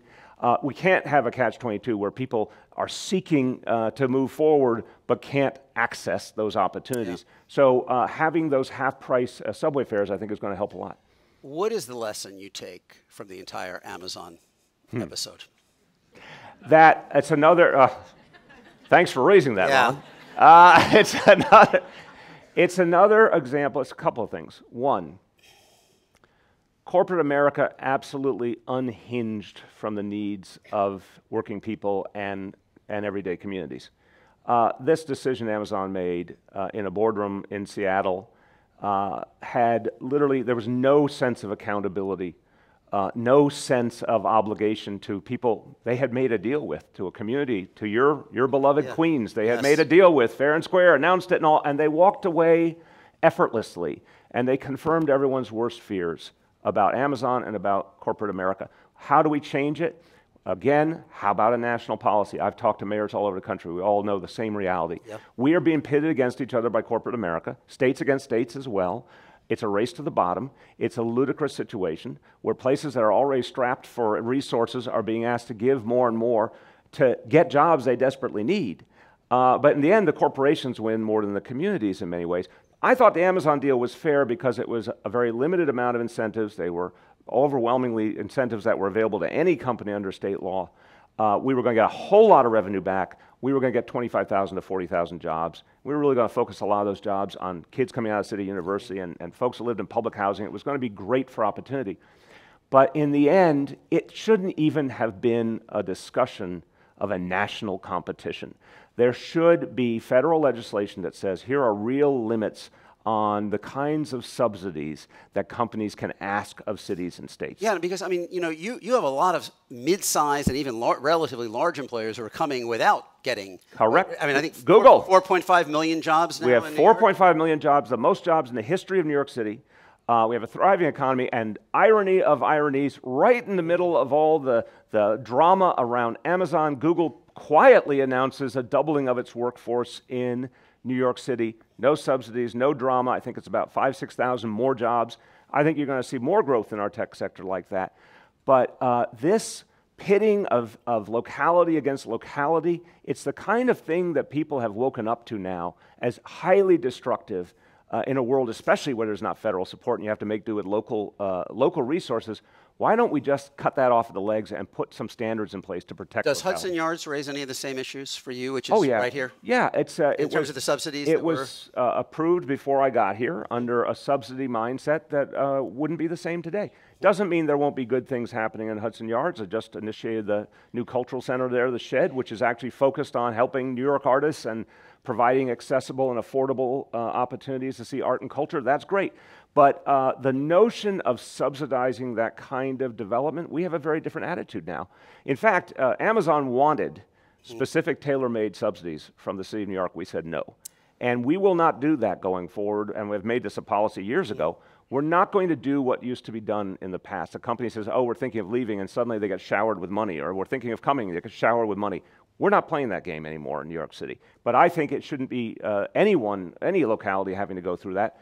And a national law to block that would actually level the playing field. I want to bring in the audience in a second. I just want one broad question. The political divide between metro and non-metro America is really wider than it's been since at least the 1920s. Hillary Clinton won 87 of the 100 largest counties in America, won them by over 15 million votes. We saw in 2018 not only the usual suspects, LA, Chicago, New York, but Atlanta, Dallas, Houston, Salt Lake City, Charleston, you know, basically every kind of metro area in the country moving toward the Democrats and basically becoming a more blue place. What is is there an opportunity for that kind of, and that's where the economic growth is concentrated, how much opportunity is there for cities now to drive the national agenda, even in an environment where, as you say, there's a national government that is, you know, not particularly interested or supportive of cities? We can prove in cities that real change can happen. We can prove, for example, that you can give a whole generation of kids early childhood education and make it work for them and their families and just change the game. I mean, every child starting at the same starting line together. Every family getting that support so families have a little less stress and a little less financial challenge. We can prove that you can create more fairness in society with things like paid sick day and paid time off. There's all sorts of things. We can be the great laboratories to prove it can work. But what we really need to do is make it national, and that includes rural areas. That includes suburban areas. The divide, and let's face it, I don't spend a lot of time talking about Donald Trump. And I think it's something that you and I would see similarly, that as a progressive, as a Democrat, we need to explain to people in this country what we will do for them and their families and their communities and stop talking about Donald Trump, but actually talk about them, talk about the American people. But that includes rural Americans who feel, I think, profoundly buffeted by a whole host of things, technological change and automation, the loss of family farms, the dangers to their economies and their lifestyle because they see schools closing, hospitals closing. As a progressive, as a Democrat, we should have a clear and inclusive message for them too. So I agree with you that I think urban America can be the great laboratory to show how much change can happen. I agree with you that the future, I would say, is bright for the Democratic Party because more and more people are moving our way. But we would be, I think, not only fools, I think it would be immoral to leave rural America out of the equation. I think Democrats have to cede no more ground. We have to go out to rural America and talk about the changes we want to help make for everyone. By the way, Franklin Delano Roosevelt did that. And Harry Truman you don't did think that. the barriers on cultural issues are too big to be overcome by a common economic agenda? I think it is, first of all, I think a common economic agenda historically has proven to be very, very powerful because it's an anti-elitist agenda too. It's an anti-status quo agenda. A lot of what Trump tapped into very cynically was anger at elites, but that anger at elites was well-founded because people felt their lives falling backwards. They felt the next generation would not do as well as them. They felt their economic circumstance constricting. And they put a lot of that anger at the table of the elites. They weren't wrong. But Democrats should be occupying that space. Progressives should be occupying that space. And I think, yeah, there's cultural issues, but let's speak to them. For example, automation. Let's speak to it forthrightly, how we're going to protect people's jobs and livelihoods and address automation rather than just let it happen to them and to all of us. Let me see if we can get one question in from the audience, and I think I have one back. Danielle, yeah. Hi. My name's Kat. I'm an activist and an organizer in the Bronx. And so there was a lot of discussion about income inequality, but the city council is driving rezonings that are pushing gentrification in Southern Boulevard, Jerome Avenue, and Washington Heights, among other areas. And you know, you claim to want to build affordable housing, but the affordable housing is for people making $46,000 and up. And in the Bronx, the minimum income is $26,000. So if there's 15,000 units of income of affordable housing, but it's not for the people who are there, this is planned displacement. And so. Wait a minute, I'm trying to answer you. Don't say no if someone's well, trying to I haven't gotten to the question yet. Yeah, let's get to the question. The question is this working? Yeah. The question is, how can you claim that this is affordable when it's double the income of tens of thousands, if not hundreds of thousands of New Yorkers? So I want to contest the construct of the question. I know it's asked with a whole heart, but I got to tell you, what we've seen around this city and cities all over the country is if the government does nothing and just leaves the current ground rules in place, you're going to see a lot of gentrification. We have, and I always use examples in New York City, there was no rezoning in Bed-Stuy and Brooklyn. There was no rezoning in Bushwick. You can go down a whole list of places where the gentrification that happened was not because of rezoning, and what do we get? We got all the negatives that we assess as part of gentrification, including displacement, with nothing back to balance the equation. When we do a rezoning, we guarantee a certain amount of affordable housing. We guarantee a set of public benefits. Now, to your question about the level, I'm going to argue that. In the rezonings we've done, there's been substantial amounts for the lowest income level folks in the city, but also who are we looking at when we talk about someone making $46,000? We're talking about a whole lot of public servants, many of whom are being priced out of that neighborhood and other neighborhoods all over the city too. So you're talking about janitors, you're talking about bus drivers, teachers, police officers, firefighters, who we want to stay in those communities too. So I contest the notion that if we're creating the kind of housing that working class people can afford, that that's somehow wrong. I agree if you say, do we need to keep going farther in some areas? We need to go farther in lower income housing, absolutely. We need to go farther on affordable housing for seniors, which is a growing need. But I also remind you that we have between 2 and 2.5 million people rent regulated. We're driving down eviction levels, and a lot of those rent-regulated folks and a lot of the folks who didn't get evicted are the lowest income New Yorkers. We're doing a lot to turn around the housing authority. 400,000 New Yorkers live there. I don't think it's only one piece. It's the whole equation. But if we don't intervene in some cases and put a public imprint on what development looks like, I actually think you end up with an even worse situation where people get displaced and we don't get anything back for the people. Let me ask you one final question before we go. You're going to be in Nevada this weekend. Yes, sir. You've been in the other early primary states, Iowa, New Hampshire, You're observant. South Carolina. There are a lot. This is why he is a leading journalist. Figured that out on the map. There are a lot of Democratic presidential candidates. There are almost enough at this point to field 2 9-on-9 softball teams. Yes. I mean, they could basically That's exciting. They could basically break out instead of the debates. They could just do softball by this summer.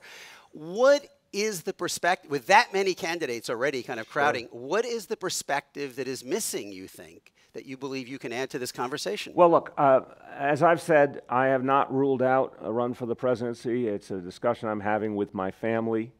But I don't want to. I want to pull it away from your narrow question to the bigger point. As the leader of the biggest city in America, we've proven here you can make profound progressive change and make it quickly. I'm going to be out there around this country talking about what's happened here in New York City, regardless of what I run for or don't run for, because we're proving that a lot of things that were off limits can actually happen. When I suggested pre-K for all, I assure you there was a chorus in this city in the mainstream saying it was impossible, we got it done in 2 years. When I suggested ending the broken and unconstitutional policy of stop and frisk, there was a chorus in the status quo elements of the city saying it would make us less safe. We would go back to the bad old days that you referred to earlier. In fact, by healing the wounds between police and community, we got safer. We just announced once again, we're the safest big city in America, crime's going down again, because we stopped dividing police and community. So I think there's a story to tell here of real change, fast change that people should hear, and I think would be helpful to the national discussion.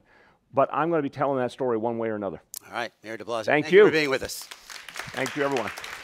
Don't forget your water Oh, bottle. don't forget my very...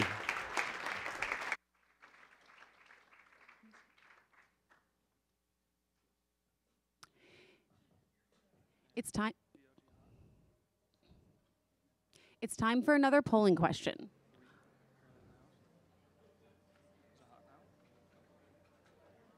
It's time for another polling question. All of our neighborhoods are changing. In some way or another, how do you feel about the changes happening in your neighborhood?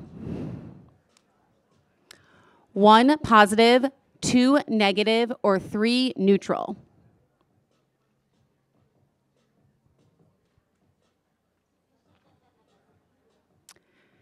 Let's see the results. Next, for a session produced by our underwriter Allstate, please welcome Levante Stewart, the Executive Director of Chicago's Lost Boys, Inc., Melissa Sawyer, the founder and Executive Director of New Orleans Youth Empowerment Project, and welcome back Elizabeth Brady, Executive Vice President and Chief Marketing Officer at Allstate. To lead the conversation, Pat Kiernan, morning news anchor at New York 1 News. I feel like we're far. You want to be closer or further? Good to be here with all of you. Our focus in this session is on doing good in our communities and being a force for good, which can sometimes happen accidentally. Somebody stumbles into something, but usually it is a deliberate process. And if something works in one community, it'll probably work in another. We can learn from people who have seen things go in the right direction, and some of them are with me here right now. Elizabeth Brady is one of the people behind this morning's event. She's the Chief Marketing Officer of Allstate. Levante Stewart Sr. is the founder of Lost Boys, a Chicago program which started by connecting troubled youth through baseball, and that program won a Renewal Award in 2017. And Melissa Sawyer is with me, the leader of an organization that also won a Renewal Award. Her Youth Empowerment Project, based in New Orleans, yet provides young people with education and mentoring and employment readiness programs. So we'll get to it. I'll start with Elizabeth. You have at Allstate now done these renewal summits in half a dozen places across the country. What is the connection between this and selling insurance? So we actually live and work in communities all across the United States, and we have over 10,000 agencies that live in those communities. So we have a real responsibility to create sustainable and real change in the places that we really spend the most time. So the Renewal Awards have started, it actually started quite a while ago in partnership with now the Atlantic around a poll that was done around the time of the last market crash. And it was the Heartland Monitor, and it was really designed to gauge what the consumer sentiment was when things really went south during the crash. And what we learned was that people across the country were tired of waiting for the government or institutions to create change. So they got really scrappy and smart and created that change themselves.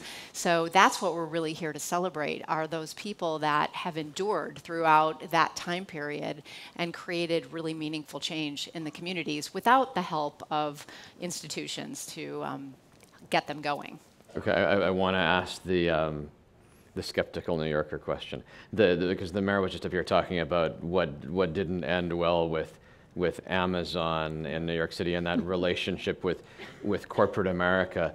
What can corporate America do so there isn't that skepticism from the public about what their motivations are? It's a good question, and we do have a responsibility as business people to create jobs and to help fuel the economy, but that's not where it stops. We really have way more of a responsibility to get into the communities and create change.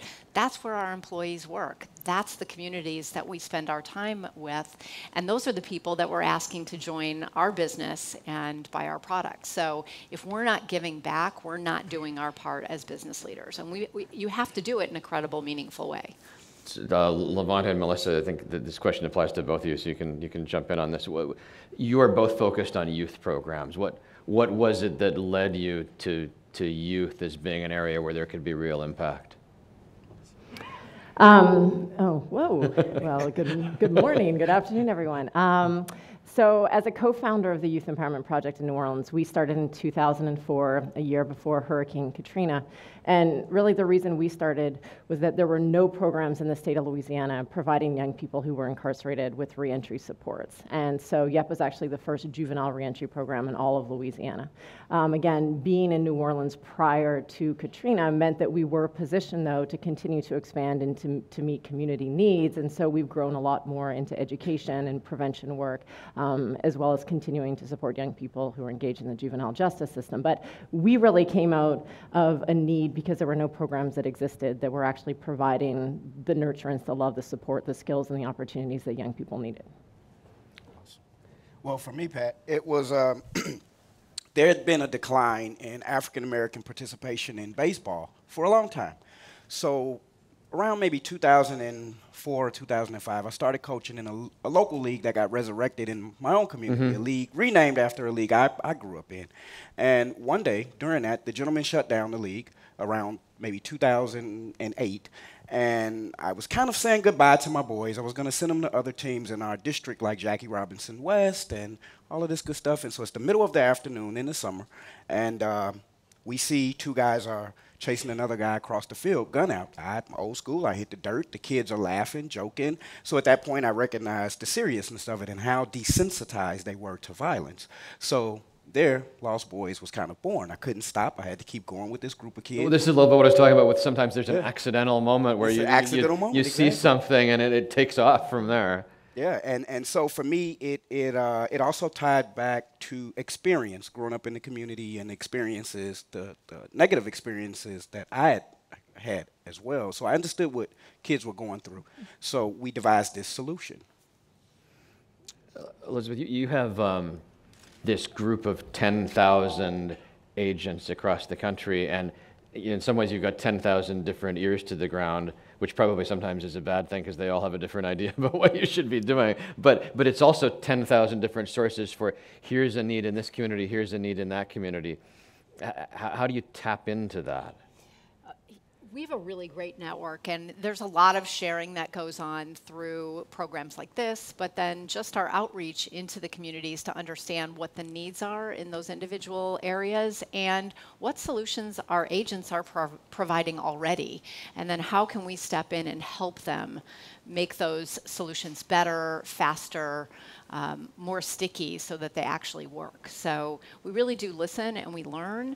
We also have times where, catastrophic things happen in communities that we have our people in, and Allstate shows up. We show up first, we show up fast, and we help people rebuild their lives. And I think that's the best contribution we can bring is restoring people's lives when something bad happens.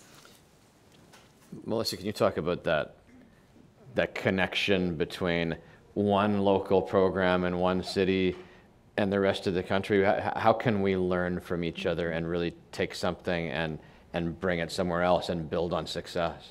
Well, and I think this is something really to applaud Allstate for doing is with this initiative to look at local innovative solutions to addressing community challenges. But a lot of the criteria also is what is the replicability of these programmings around the nation? And we know that many of our communities are facing a lot of the same challenges. And so it's really about investing in, lifting up, and then finding opportunities to share lessons learned, to support community partners around the country. I would also just say we're in a time now where the vast majority of funding that I get and other folks get is private funding. It is corporate philanthropy. And so we really do need the business community to step up to support what in many places we might think should be human services or basic needs that are covered by public funding, but oftentimes that's just not the case. And so again, really looking at where we can have strong community corporate partnerships, I think that's how we're going to continue to positively impact this country.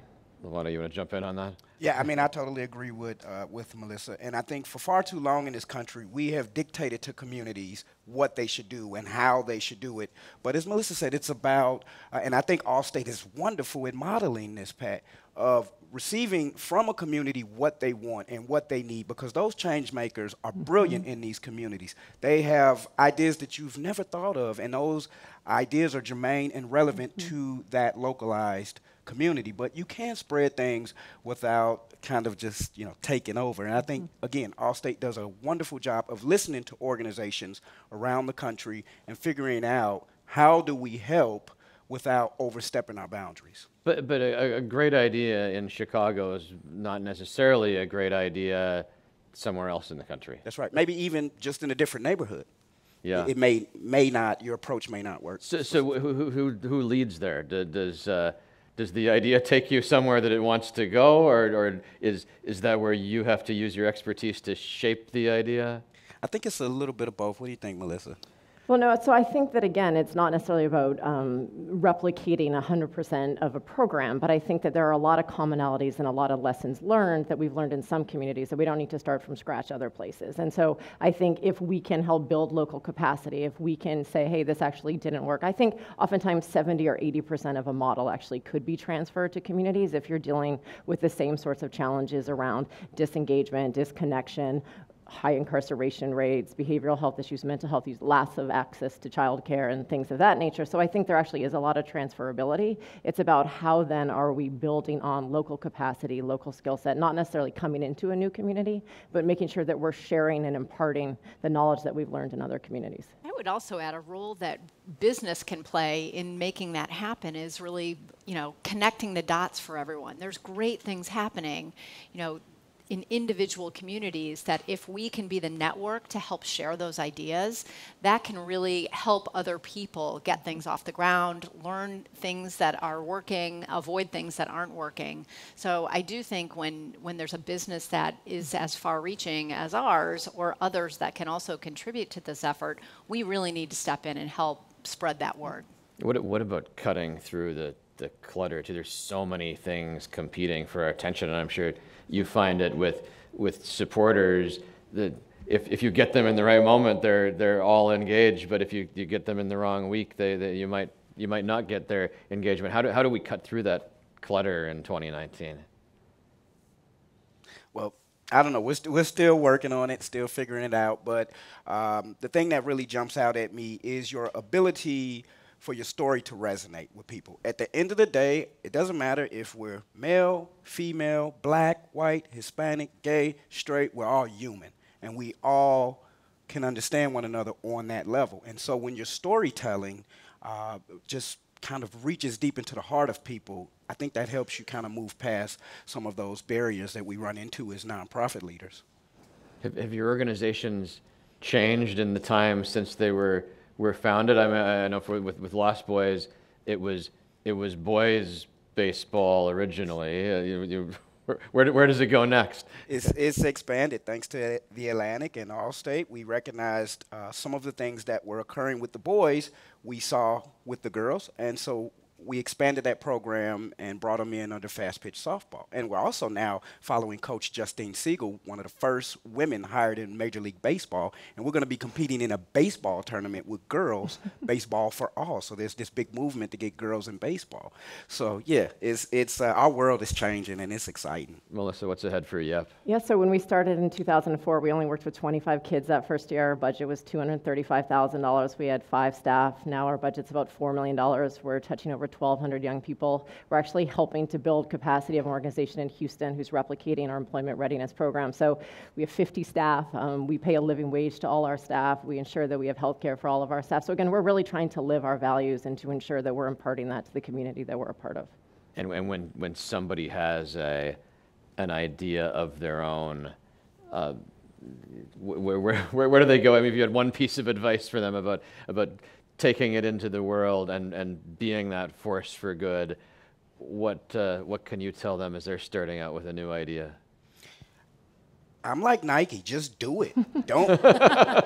Don't be scared. Jump in, follow your heart. That's what this country is all about. That is really what the American dream is.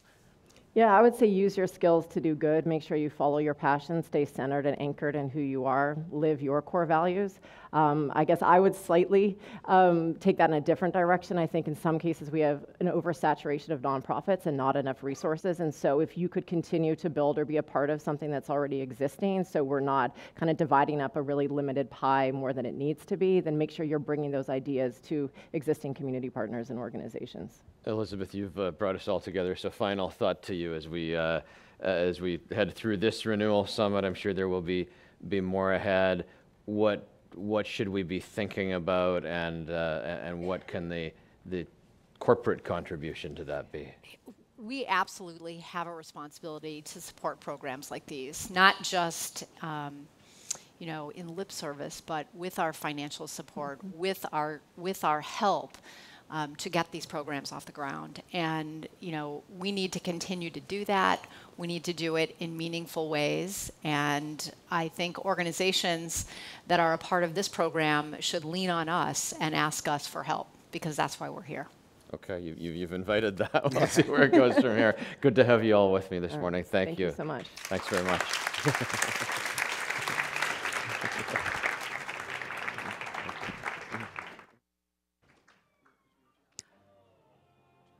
Before our conversation on alternative paths for learning, here's a polling question.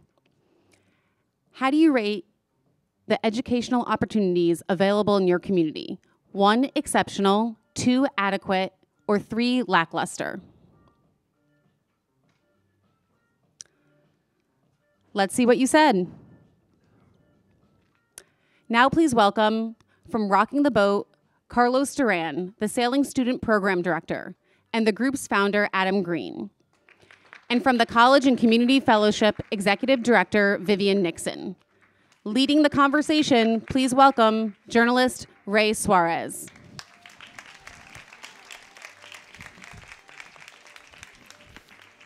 I guess it's different.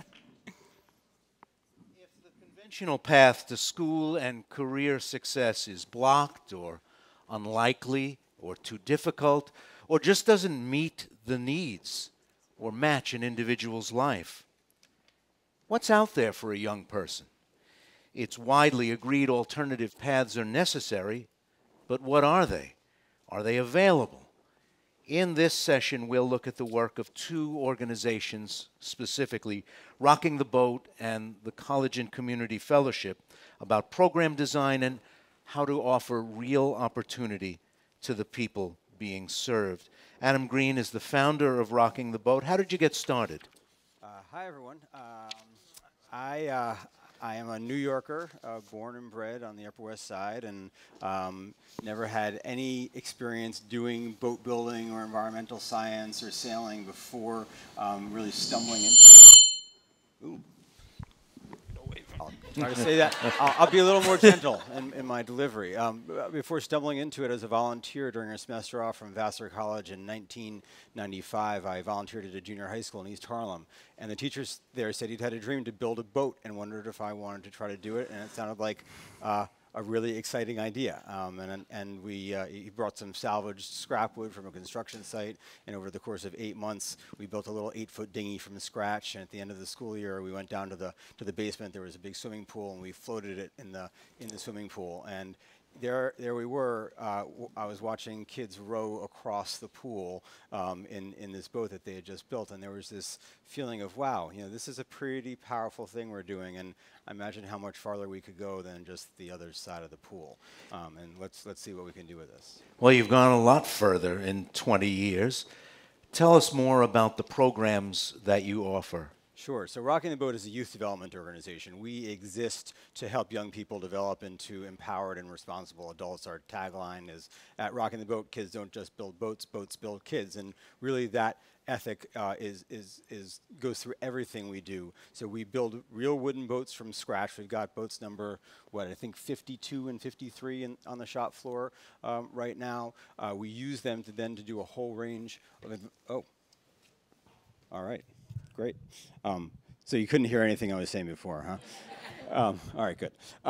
We use them to do a whole range of environmental science and restoration on the Bronx River. We're based in the Hunts Point section of the South Bronx, and though Hunts Point is known, at least in New York City, as one of the most heavily industrialized and impoverished neighborhoods in the country, it's actually the poor zip code east of the Mississippi. We have this amazingly beautiful natural resource of the Bronx River that courses alongside Hunts Point, and so a huge part of our work is using the boats that our students have built to then access the river and improve it. And it's just an amazingly beautiful place. And along with doing the environmental science and restoration work to bring the river back to life, we celebrate the river. And we do that through teaching kids how to row and sail. Carlos is one of our two professionally accredited sailing instructors, and run a whole series of public programs that engage up to 4,000 people a year in boat building, environmental science, sailing, rowing, and celebrating themselves and the community that they are a part of. Along with the programs you mentioned, you also offer wraparound services from social workers. Is that an important part of the overall design of the program? How do they support the students? Yes, social work is a fundamental component of how Rocking the Boat operates. We started as a program with a goal to help young people get to whatever identify their goals and get wherever those goals led them. And I very quickly realized that just building a boat, as cool as that sounds and as practical as it is, and how you can transfer the skills that you learn in building the boat from the math and the carpentry and the teamwork, it's not nearly enough to actually overcome the barriers that keep young people in such impoverished environments from being successful. And it was really one semester, I think in 2003, where I had 3 young women, 9th and 10th graders, all come to me.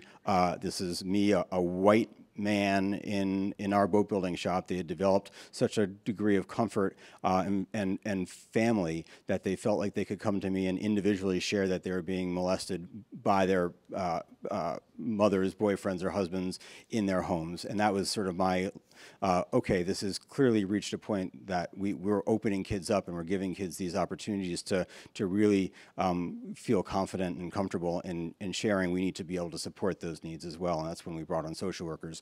We now have 3 full-time social workers on staff who work with all of our freshmen and sophomores and our juniors and seniors through high school, and then we do a very intensive degree of post-secondary support and placement and continue working with our graduates all the way through high school and through college. And so at this point, we can say nearly 100% of our high school kids are eligible to graduate or graduating, and then we're about at 95% of those who've graduated high school are going on to college in the following year, and we actually track them all the way through college, and I can say now that 57% of kids over 6 years get bachelor's degrees, and this is in a community where about 11% of adults have bachelor's degrees. So, and I should say bachelor's degrees or technical certifications, and we absolutely don't rate one over the other. We're looking, Carlos, for example, we'll share some of his story with you, but he's a sailing instructor, U.S. sailing level 1 sailing certified, and he's going for his captain's license, and he does not have a bachelor's degree, and that's just fine with us. Carlos Duran, let's take a look at the work you do for the organization. Pull up a clip. Tell us what you're doing here. Well, hello? Can anybody hear me? Oh boy, here we go. You see the background in here. You see all these landmarks, like that's the LaGuardia Airport. You see some projects in the back. All of those are landmarks that all of our students know. And every time, this is something that I hear from the students is that, wow, I knew all of these places, but I've never seen them from this perspective, and this is so beautiful. And for them to actually come here, know their neighborhood that they grew up in a different perspective, that is rich, and that is part of the beauty of rocking the boat. But these are the students from their own neighborhood, and when I go to schools and give presentations about rocking the boat, I usually have the teachers that are like, I have these students that will be great for your program. They are so dedicated and this and that. They're doing great in school. And I'm just like, yeah, can I actually have, like, talk to the students and, like, see for myself who is interested? And I always, everybody who is interested turns out to be the knuckleheads. And now my program is kind of known for having a lot of knuckleheads, but that's a technical term, by the way. We'll explain that to you after the session. Carlos, you should say that I'm the you used number to one be, knucklehead. Yes, because he was a student himself and started with us when he was We have some 16. images, Carlos, of you working as an instructor. You came to this country from the Dominican Republic. You spent your young life surrounded by water. But I think it's fair to say that this was not a predictable outcome for you. Definitely not. I mean, we came to this country for the same reason that a lot of people come to this country, looking for better opportunities and a better life. At least that's what my mother told me, and I believe. I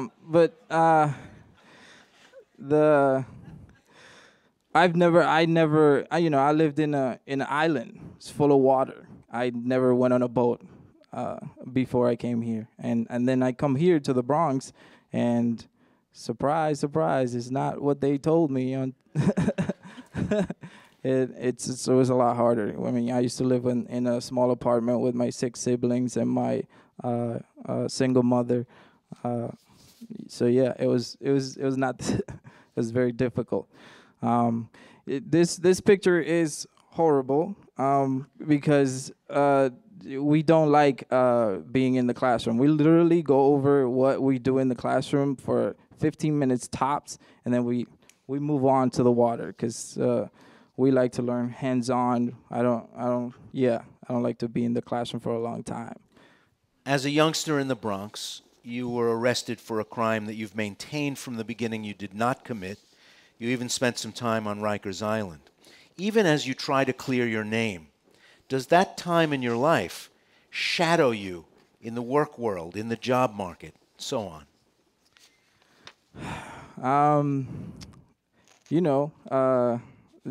Just to provide a little background, I was walking from this high school party, and a police car pulled up and with guns, and you're like, well, what's going on? And suddenly I'm in a room with a detective who, as soon as he comes in, he pulls out a gun, put the gun in my forehead and pull the trigger like 20 times before he gave me a piece of paper and said, just tell me how you committed the robbery and I'll let you go home. And then from that to going to Rikers Island for about a month before my mother could get about $10,000 of bail money to get me out of there. And having this head of the place come over every now and then, grabbing everybody's stuff and throwing it all across the room and smacking a couple people here and there, and then giving a speech in his white suit, in his captain white suit, and just say the words, "Call me the white man," which, I was always a straight A student, and I was always a law-abiding citizen. My parents always taught me, like, you respect the law, and that turned my whole world upside down.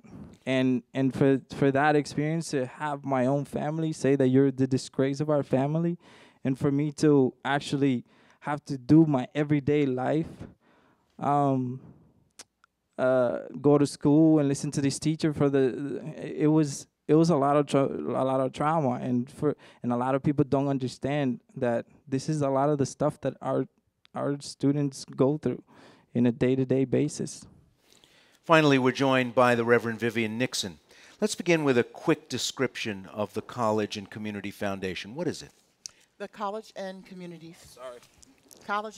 Fellowship is a community-based organization that is dedicated to helping women with criminal justice histories, whether they've been in prison or whether they've been convicted of a crime, to re-enter society with the goal of achieving a college degree. We help them accomplish that goal so that they and their families can thrive, and we also advocate for policies and processes in institutions and in governments that create greater access to education for this community. Let's pull up a picture of some of your recent graduates. If I asked you to give me a quick thumbnail description of a CCF client, what can you tell me? What do they want to study? Do they have a broad choice when it comes to areas of concentration? The quickest description I can give you of a college and community fellowship student is myself. When I came to college and community fellowship in 2001, I had been recently released from prison. I wasn't really sure exactly what I wanted to do, but I knew I wanted to go to college.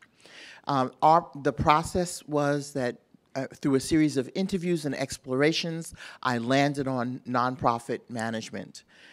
We allow people to reach back into their very earliest wishes and dreams of who they wanted to be when they grew up. And we try to find an educational program and an institution that will support them building toward that vision and that dream and that goal. So we don't set limitations on what the women who come to us study. There's a remarkable story in your class of 2017. Here we see the class of 2017 salutatorian. What kind of education did she seek? She wanted to be a social worker. She wanted to help other women who found themselves in a situation that could potentially land them in a correctional facility.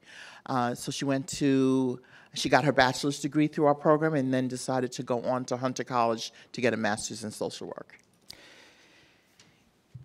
Is there right now, as you look not only across New York but across the country, an open spirit as we rethink the criminal justice system toward allowing people who are incarcerated to continue their education? Is it easily done? Are the credits easily transferable? And what do we know about the results? If you seek higher education while incarcerated, do we know that you're less likely to reoffend, less likely to end up confined again? Well, let's start with the results, because every study that's ever been done on this issue has proven that just access to college while incarcerated reduces the recidivism rate by more than half. Getting a degree reduces the recidivism rate, which is the rate at which people return to prison, to as low as 2%. And these are all the studies that are available from the Institute for Higher Education Policy. There was a 3-state study done, and also local studies done here in New York. We know for a fact that this policy works. And up until 1994, there were hundreds of college programs running inside of America's correctional facilities. The 1994 crime bill stripped the right of students in these facilities to receive Pell Grants. And so all the colleges left because they had no way to support providing this education. Today, coincidentally, Senator Brian Schatz of Hawaii is reintroducing a bill called the REAL Act, which is intended to restore that right to incarcerated students.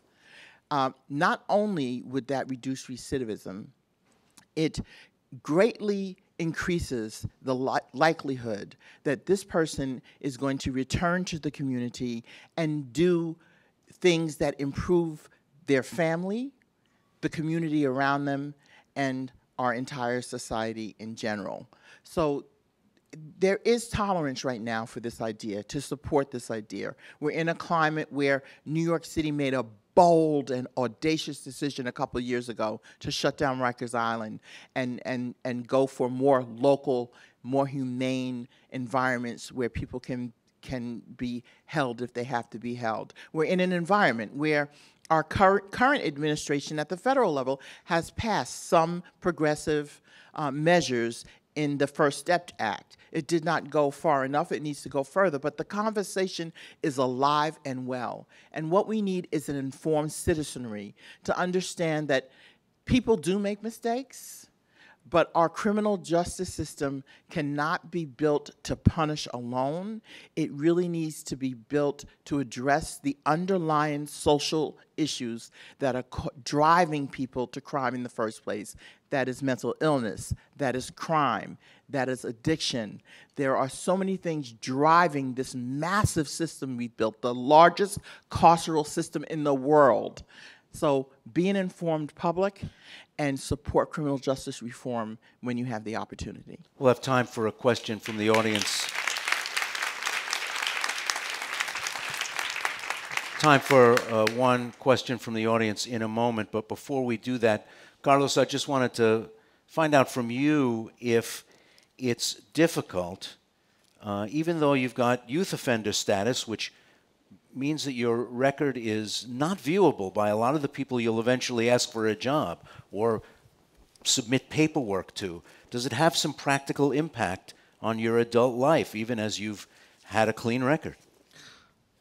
There's clearly some structural impediments to my success in life. I mean, this year I want to get my captain's license, and I'm eventually going to end up in front of someone from the Coast Guard asking me questions. And you know, youthful offender status is not visible to most jobs, but it is visible to the police and the Coast Guard. And so if I want to become a captain, I'm going to have to talk to someone in the Coast Guard, and they're going to look at my youthful offender status and say, what happened? And so, you know, we'll see what happens, but this might not allow me to get my captain's license, even though, you know. And there's work underway, Reverend Nixon, right, to have that not be the long-term, long-tail challenge that it is for many ex-offenders. Around the country, there are efforts to ban the box on job applications. Not saying that you should never look into someone's background, but that the first thing you should do is learn about the person you're talking to. Learn about the applicant. What has that applicant done with their life? What is their current motivation to do the right thing? So more and more states and localities are figuring this out. New York State has very strong protections for people who have criminal records. And we should be very proud of that. Employers are not allowed to just say, well, because you have a criminal record, I'm not going to hire you. They have to consider several other factors, and it's codified in law. And I think that's the model that we should follow as a country. Quick question from the floor. Yes, in the back. Hi, Susan. My name's Susan Sawyers. Thank you so much. I wanted to acknowledge Carlos and give him a big round of applause. Thank you so much for sharing your story. Thank you. It's so brave, and I'm sorry. And for Vivian, how do we amplify the message that you shared?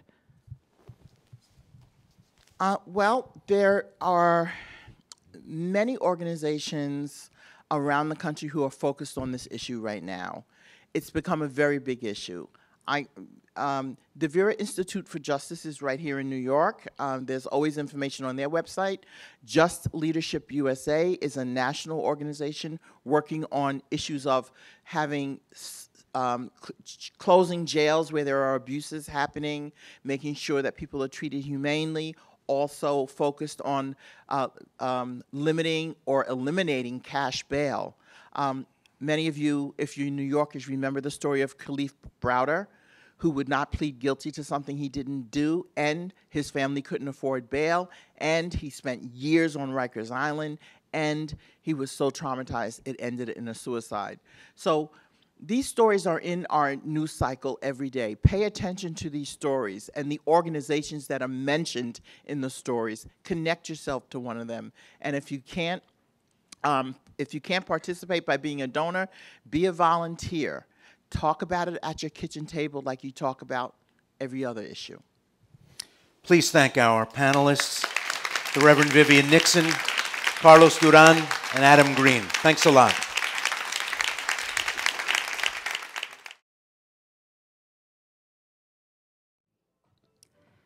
And our last polling question of the day.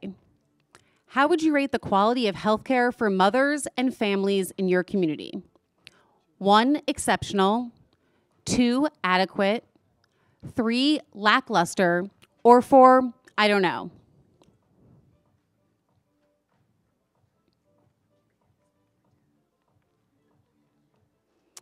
And let's see the results. For a conversation on the health of moms everywhere, please welcome Christy Turlington Burns, the founder of Every Mother Counts, here with the Atlantic's Allison Stewart. We did not call each other this morning about our outfits. Thank you so much for being here, Christy. Thank you. When you go to Every Mother Counts website, and I encourage you to do so, there's a very, very clear and stark statistic.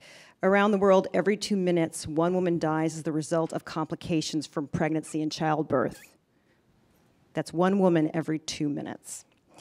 When you break this down by countries, by rank, the United States doesn't fare well. Will you share the United States rate globally? It's true. Too many women are dying around the world. But in this country, we are the only industrialized country with a rising maternal mortality rate. In fact, that maternal mortality rate has been on the rise for 2 decades or so. We're doing badly. And people are starting to pay attention. I've been advocating on this issue for a long time and talking about the global as well as the domestic, because I'd like to think of them as us as a part of the globe. And it's just interesting to see some of the global statistics come down so much and ours on the rise. What's contributing to the rise in the United States? So many things. I would say, chronic health conditions, diabetes, obesity, hypertension, those are very much on the rise. The precariousness of our healthcare system, the fact that so many people fall through the cracks and are not accessing healthcare that is their right. I would say in some instances, over-medicalization is also contributing to the high instances of maternal mortality and morbidity. And race. There's more of a conversation. It's always been there in terms of the data, and the Department of Health here in New York City has been looking at this for some time. However, through a lot of reporting through ProPublica and the New York Times and other articles, The Atlantic, we're starting to see more that you can't just sort of say, and racial disparities. It's clear that in this city, Black women are 12 times more likely to die from complications related to pregnancy and childbirth as white women. In the state, we're doing terribly too. We're ranked 30th in the country. But this city has been above the national average for 40 years. You've been in this space for a long time. For almost a decade, you've been working in this space, and you've been interested and invested in different ways.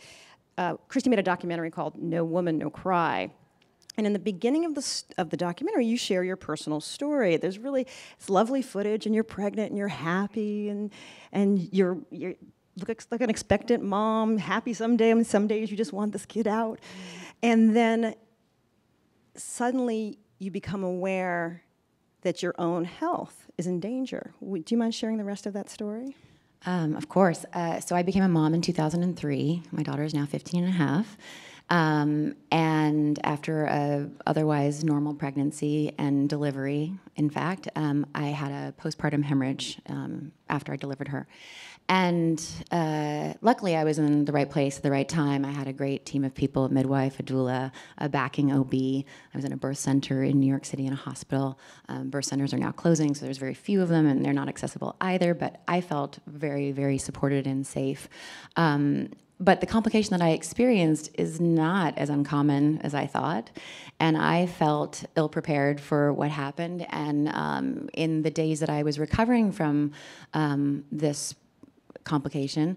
I learned from other women, just in sharing my story, that that it is quite common. And then I also learned that around the world at that time, the global estimates were more than 500,000 girls and women dying each and every year, and that those numbers hadn't changed. So I was just shocked to have gone through an experience, but through that experience to learn the scope of this issue. And it just made me want to learn more. And the more that I learned, the more I felt compelled that I had to do. So the film was one way of digging deeper, looking at barriers to care for women in Tanzania, Guatemala, Bangladesh, and here in the US. And I also went back to school to study public health at the Mailman, at Columbia. And then those two paths led me to start Every Mother Counts. It's interesting in the documentary, there's this moment, and it makes you realize how important a small thing is. One of the women can't get care because she just can't get transportation. It's a $30 cab ride. Stands between this woman delivering a healthy child and also surviving the birth of her child. A $30 cab ride. That's right, and that's in sub-Saharan Africa. So distance is a huge barrier, and we talk about it a lot as an organization, but distance is not only measured in miles. In this country, due to some of the hospital closures that we heard about earlier from the mayor, in Washington, D.C., for example, hospital closures have made hospitals that low-income families and women used to have access to no longer do. And so maybe just a mile or two down the road, suddenly that hospital that you've had all your children at doesn't accept Medicaid or turns you away or is just simply closed. So the distance barrier is a really critical one, but it's one that initially I thought was only for rural areas, only in places like sub-Saharan Africa. And then you look at this country where we have a lot of rural populations and communities, and women are living very, very far away from healthcare or the higher level of healthcare should they need an emergency obstetric procedure or intervention.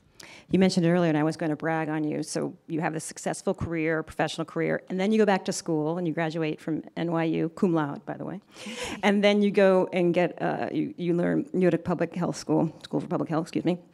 What did you learn? Were you able to put any of your education, what you learned in the classroom, to work with your organization? I would say every life lesson has sort of helped with the running of an organization or a nonprofit. I think the most valuable lesson that I've learned from every different career and every learning opportunity has been the value of relationships and how important it is to cultivate relationships and to stay connected to people.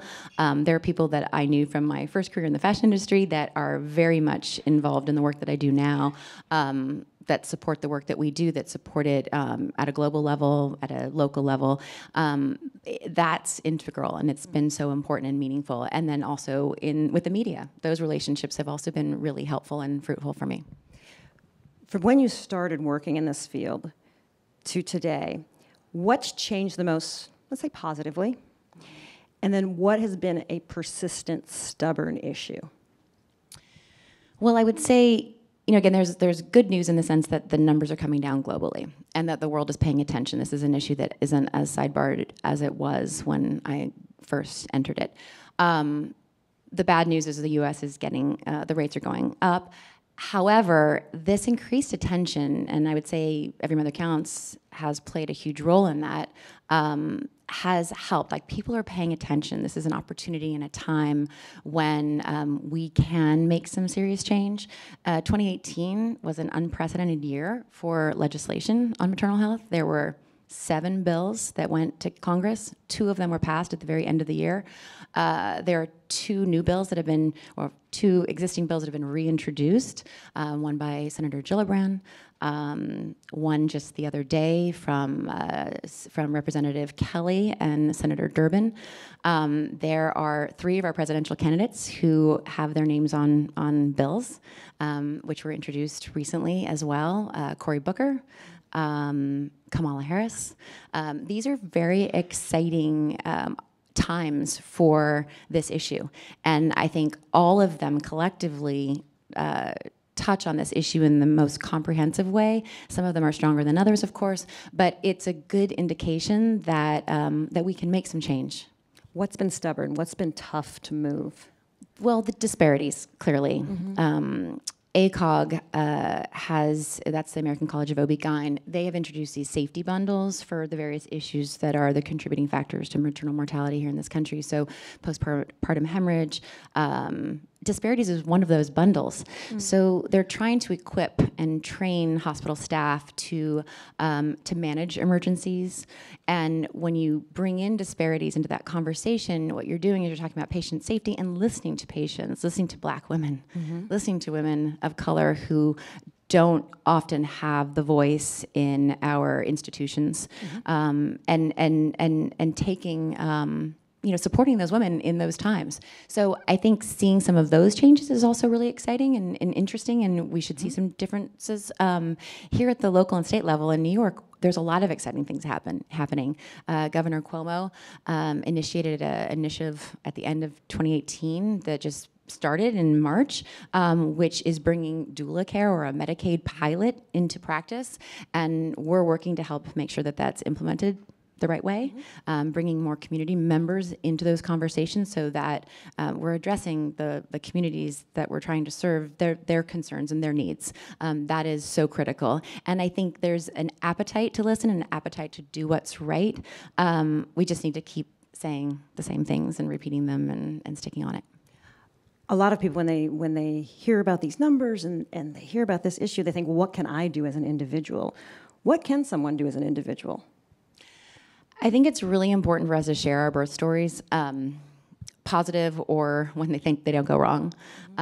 We're a consumer-driven society, and so when hospitals get a reputation for bad outcomes or too many cesarean sections or or disrespectful care, those messages they carry, and we can, in some instances, some of us more than others, obviously, we can take our business elsewhere.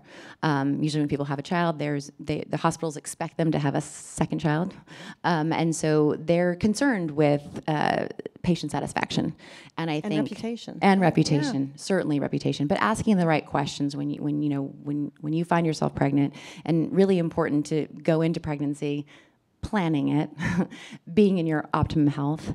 And then when you start to meet people and think about who you could work with and who will deliver your child, who will care for you, knowing that you have options. In this city, you have options. In this country, you should have more options. But when you do have them, you need to exercise those. And then sharing that, what works. Doulas are an incredible resource. So seeing more of these pilots and seeing the city sort of pick up on understanding that doulas make a huge difference in birth outcomes, in postpartum depression, in full-term babies, in just the support and psychosocial support of a woman. So having more access to them, I think, is critical, and for people to know that they're an option and they can advocate for you and help you to make the choices of where to deliver and who to deliver with, they really can make a big difference. I'm going to open up to questions in just a minute. What about for women who don't have economic and social capital, who don't even know what a doula is? How do we reach out to those populations?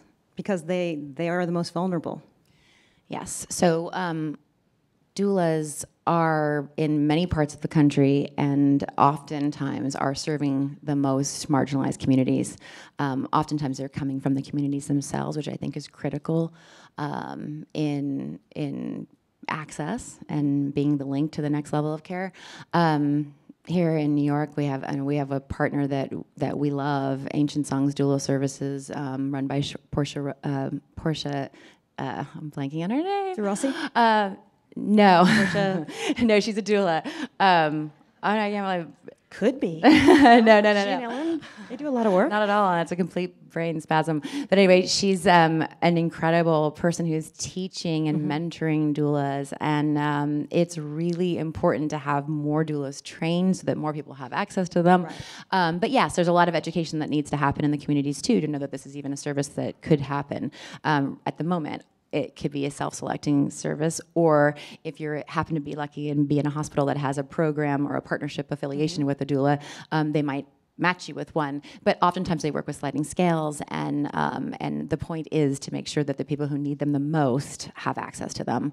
There's a number of them all over the country, and we try to be a resource at Every Mother Counts for some of those doulas, and we want more of them, and we want them to be reimbursed, because Medicaid currently does not reimburse them in states other than Oregon and Minnesota, and so we need to make a difference so that those people are also compensated for the work that they do and the outcomes that they improve.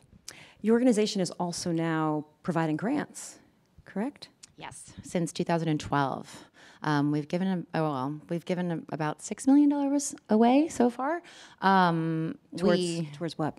Towards things like transportation, things like supplies, skills and training. We train a lot of midwives, a lot of doulas, a lot of continued education with OB in low resource parts of the world. And we really invest in community leaders who know their communities, know the needs of their communities.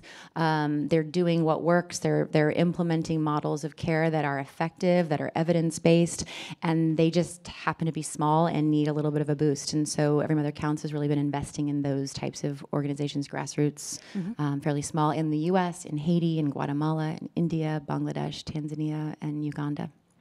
We have time for one question. Right here. Hi. Good afternoon, Christy and Allison. My name is Lippy Roy, and I'm a physician who specializes in addiction, mindfulness, and nutrition. And I'm also on faculty at NYU, where they spoke about, I went to a grand rounds where they were talking about the rising rates of maternal mortality, which you point out, which is a marker of the country's overall health.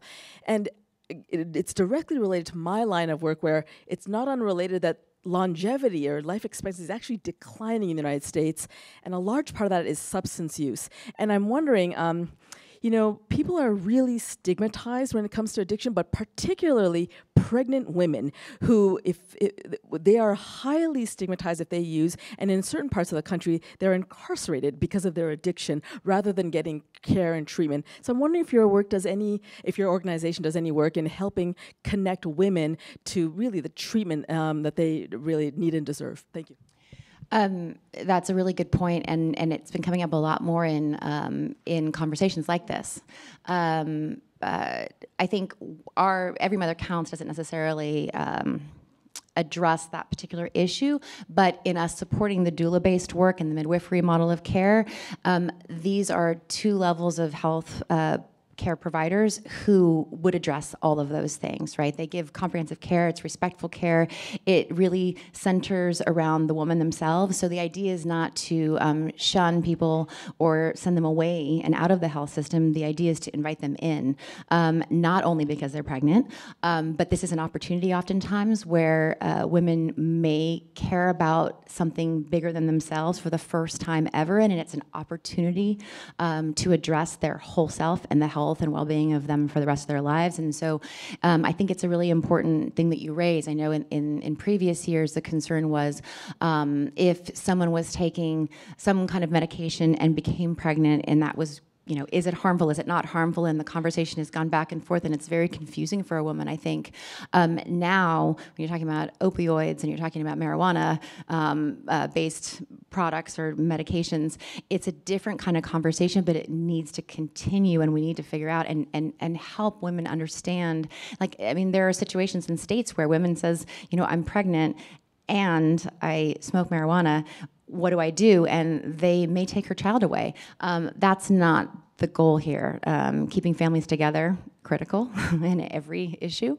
But in this particular one, I think we need to do more, and we need to help educate women about what the true dangers are, and also what are the risks about being more candid and open about what she's going through and what she's experiencing, and then help to provide those resources when she needs them. I know at Vanderbilt University and UNC specifically, they're dealing quite a bit with pregnant women who find themselves addicted to opioids, because very many times OBGYNs won't take them on because they're high-risk patients.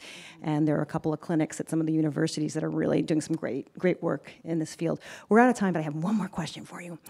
I love your board.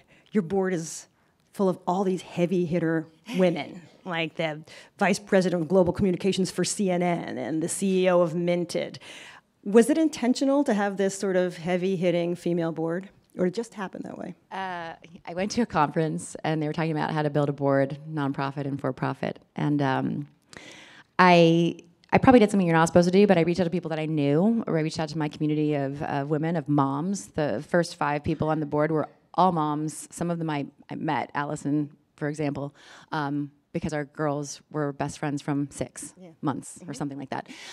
So I happened to have great access to a lot of women in a lot of different fields, and so I started to talk to them. They were interested naturally in the work that I was trying to do with Every Mother Counts. Many of them have companies that either produce or manufacture in some of the countries where we've been investing in, here in the US and abroad. Some of them lived outside of the US and so had particular interest in certain places.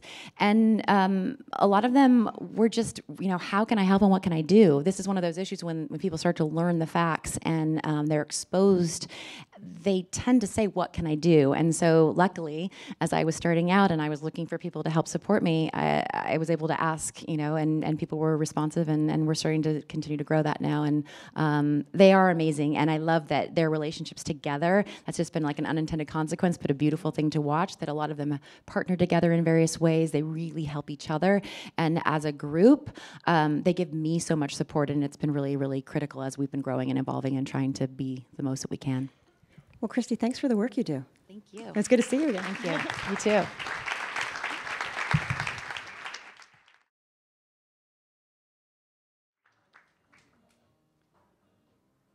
Please welcome back the Atlantic's Bob Cohen.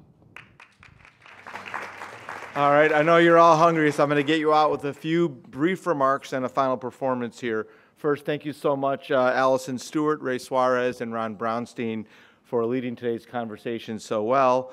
I also want to thank our terrific speakers, and again, congratulations to the winners of the Renewal Awards. Your stories are inspiring and humbling, and thank you for joining us, and congratulations. I'd also like to extend another big thank you to Allstate for making possible our entire Renewal series, and especially today's conversations. Before we close, I have an announcement. In each of the 3 previous years of the Renewal Awards, the winners have received a cash grant of $20,000 to support their work. This year, the Atlantic and Allstate are happy to double the value of the grant, and also to offer leadership training to each of the organizations, the executives of each of the organizations. So each of the 5 winning groups announced today will receive $40,000 over a 2-year period to support the great work that they're doing.